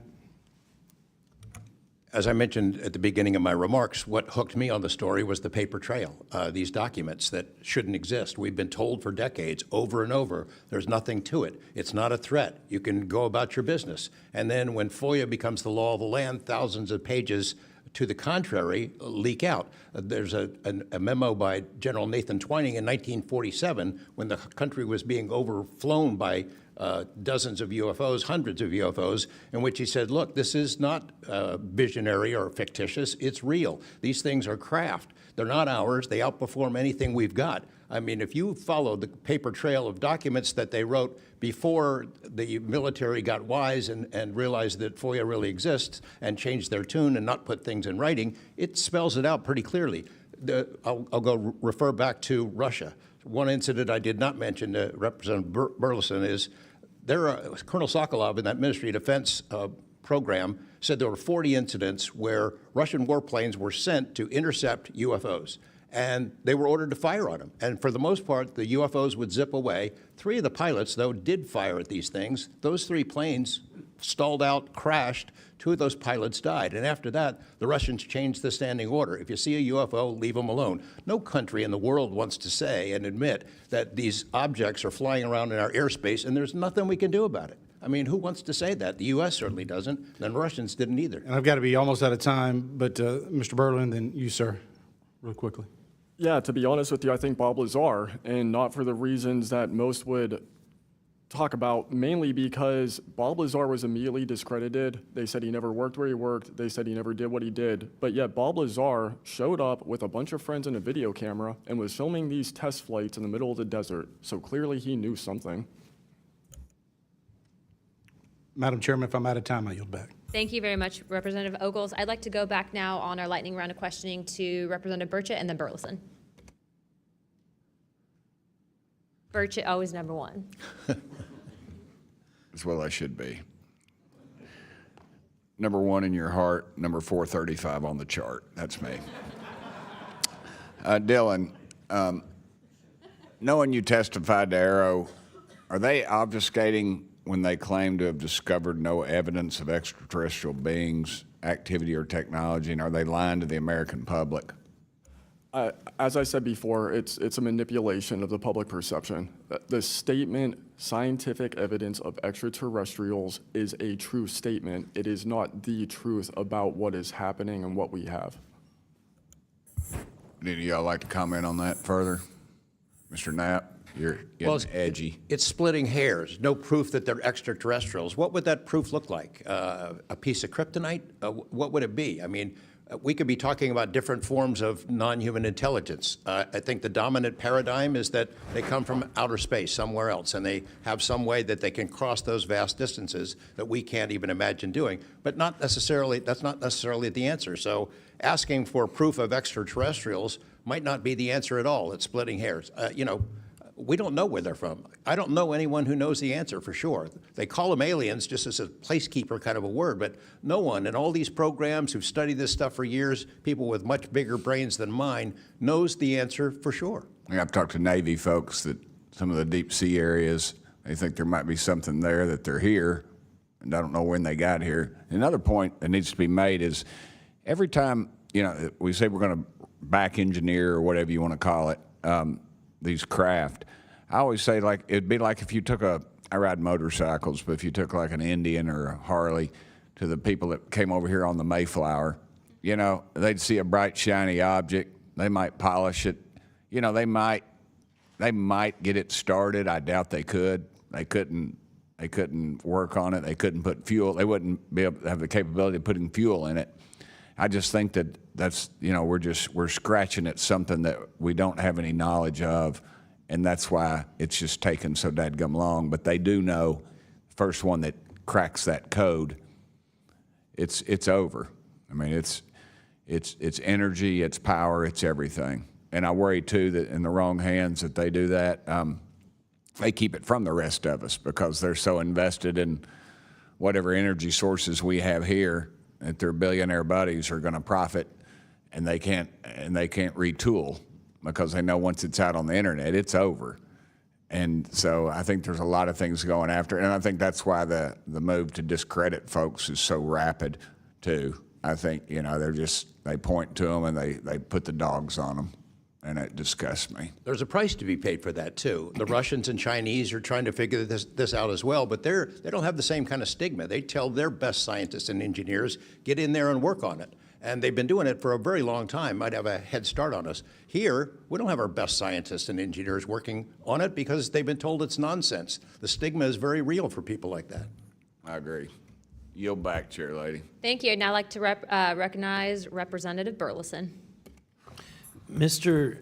Nuccetelli, when you heard the testimony of Mr. Knapp talking about these missiles were shut down or turned on in Russia, does that remind you, when you hear these stories, it's got to remind you of the event that happened on your base? Absolutely. There are many accounts of incursions of this type taking place. I believe in the 60s we had a similar incursion in New England, and same thing happened. There were these objects coming over the base at low altitude, 200 feet over the base security police, and they were scrambling fighters, and then the objects would just fly off, and that went on for weeks. So the historical record has laid out that there's a pattern, that our installations are visited by these craft. They come in and do whatever they're doing, and then they leave. And we don't know how to respond. We don't know how to protect the installation.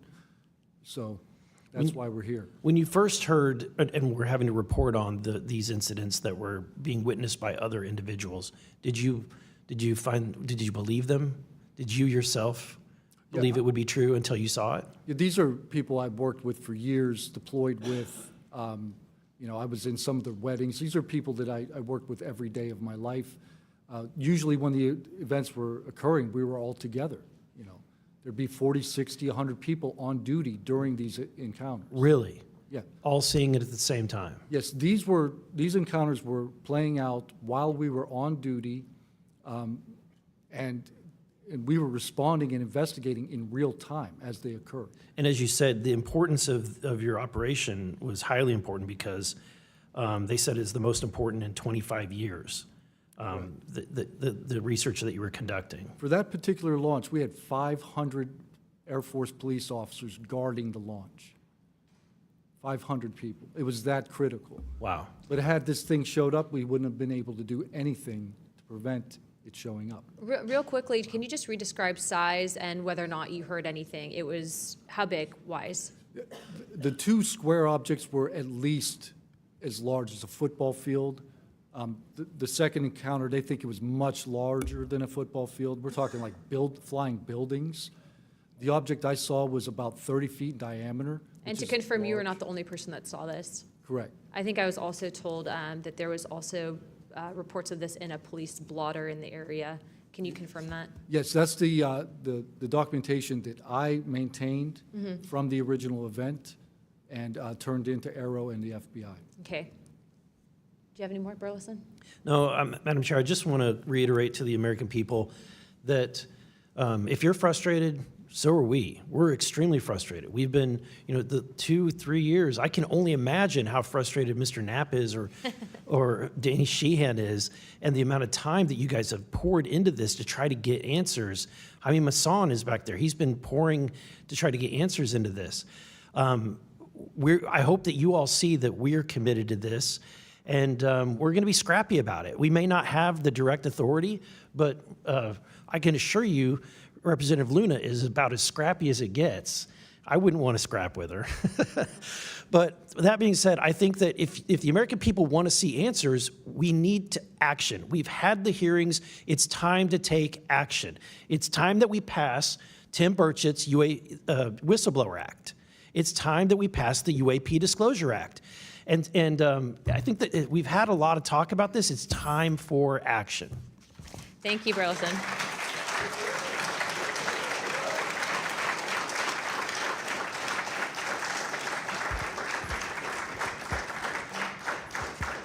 I would now like to yield 30 minutes to Representative Crockett. I'll reserve. Thank you. In closing, I want to thank our witnesses once again for their testimony today. I now yield to Ranking Member Crockett for closing remarks. I'll pass. No, I just want to say thank you so much to each and every one of you for being here today, for staying committed to this, and for your courage. I truly believe that courage is contagious, and right now we need more courage than ever, whether it's UAPs or whether we're dealing with any other form of government where people are afraid to come out and speak their truth. The American people are relying on amazing public servants like you to speak up on their behalf, to be the watchdog, and to make sure that we are as safe as possible. And so thank you so much again for conducting a bipartisan hearing on such an important matter. Thank you. I'd now like to recognize myself for some closing remarks. This is obviously something that doesn't just affect everyone in this room. I can tell you that specifically for where I represent in Pinellas County, Tampa Bay, and Florida as a whole, there's many sightings, many questions, people reporting this, but I'm not the only one. I was also told by Representative Biggs, as well as our great representative from Alaska, that these are not isolated instances, and so it does give us reasoning to provide investigative inquiry into these topics. But also too, I would also like Mr. Spielberger, if you could actually review and see if your organization would endorse the Whistleblower Protection Act that Representative Burchett has. I can tell you that I will be signing on to a letter, as well as I'm sure many other members of this task force, and we hope that the ranking chairwoman, or my colleague here, Representative Crockett, as well as our Democrats that were here today, consider also signing on to that, as we do feel that it is time to ensure that our whistleblowers are given adequate protections and that people like Mr. Borland are not facing retribution in the way that they have been. With that being said, with all that and without objection, all members have 5 legislative days within to submit materials and additional written questions for the witnesses, and which will be also forwarded to those witnesses. If there are no further business, without objection, I'd like to now recognize Representative Burchett for closing remarks. I would just like to thank the ranking member and the chair lady for their courage. This is a tough issue. We all catch hell for it. And but it's gratifying that we're here in a bipartisan nature and the way this meeting was conducted. And I want to thank y'all for your courage. Thank y'all. And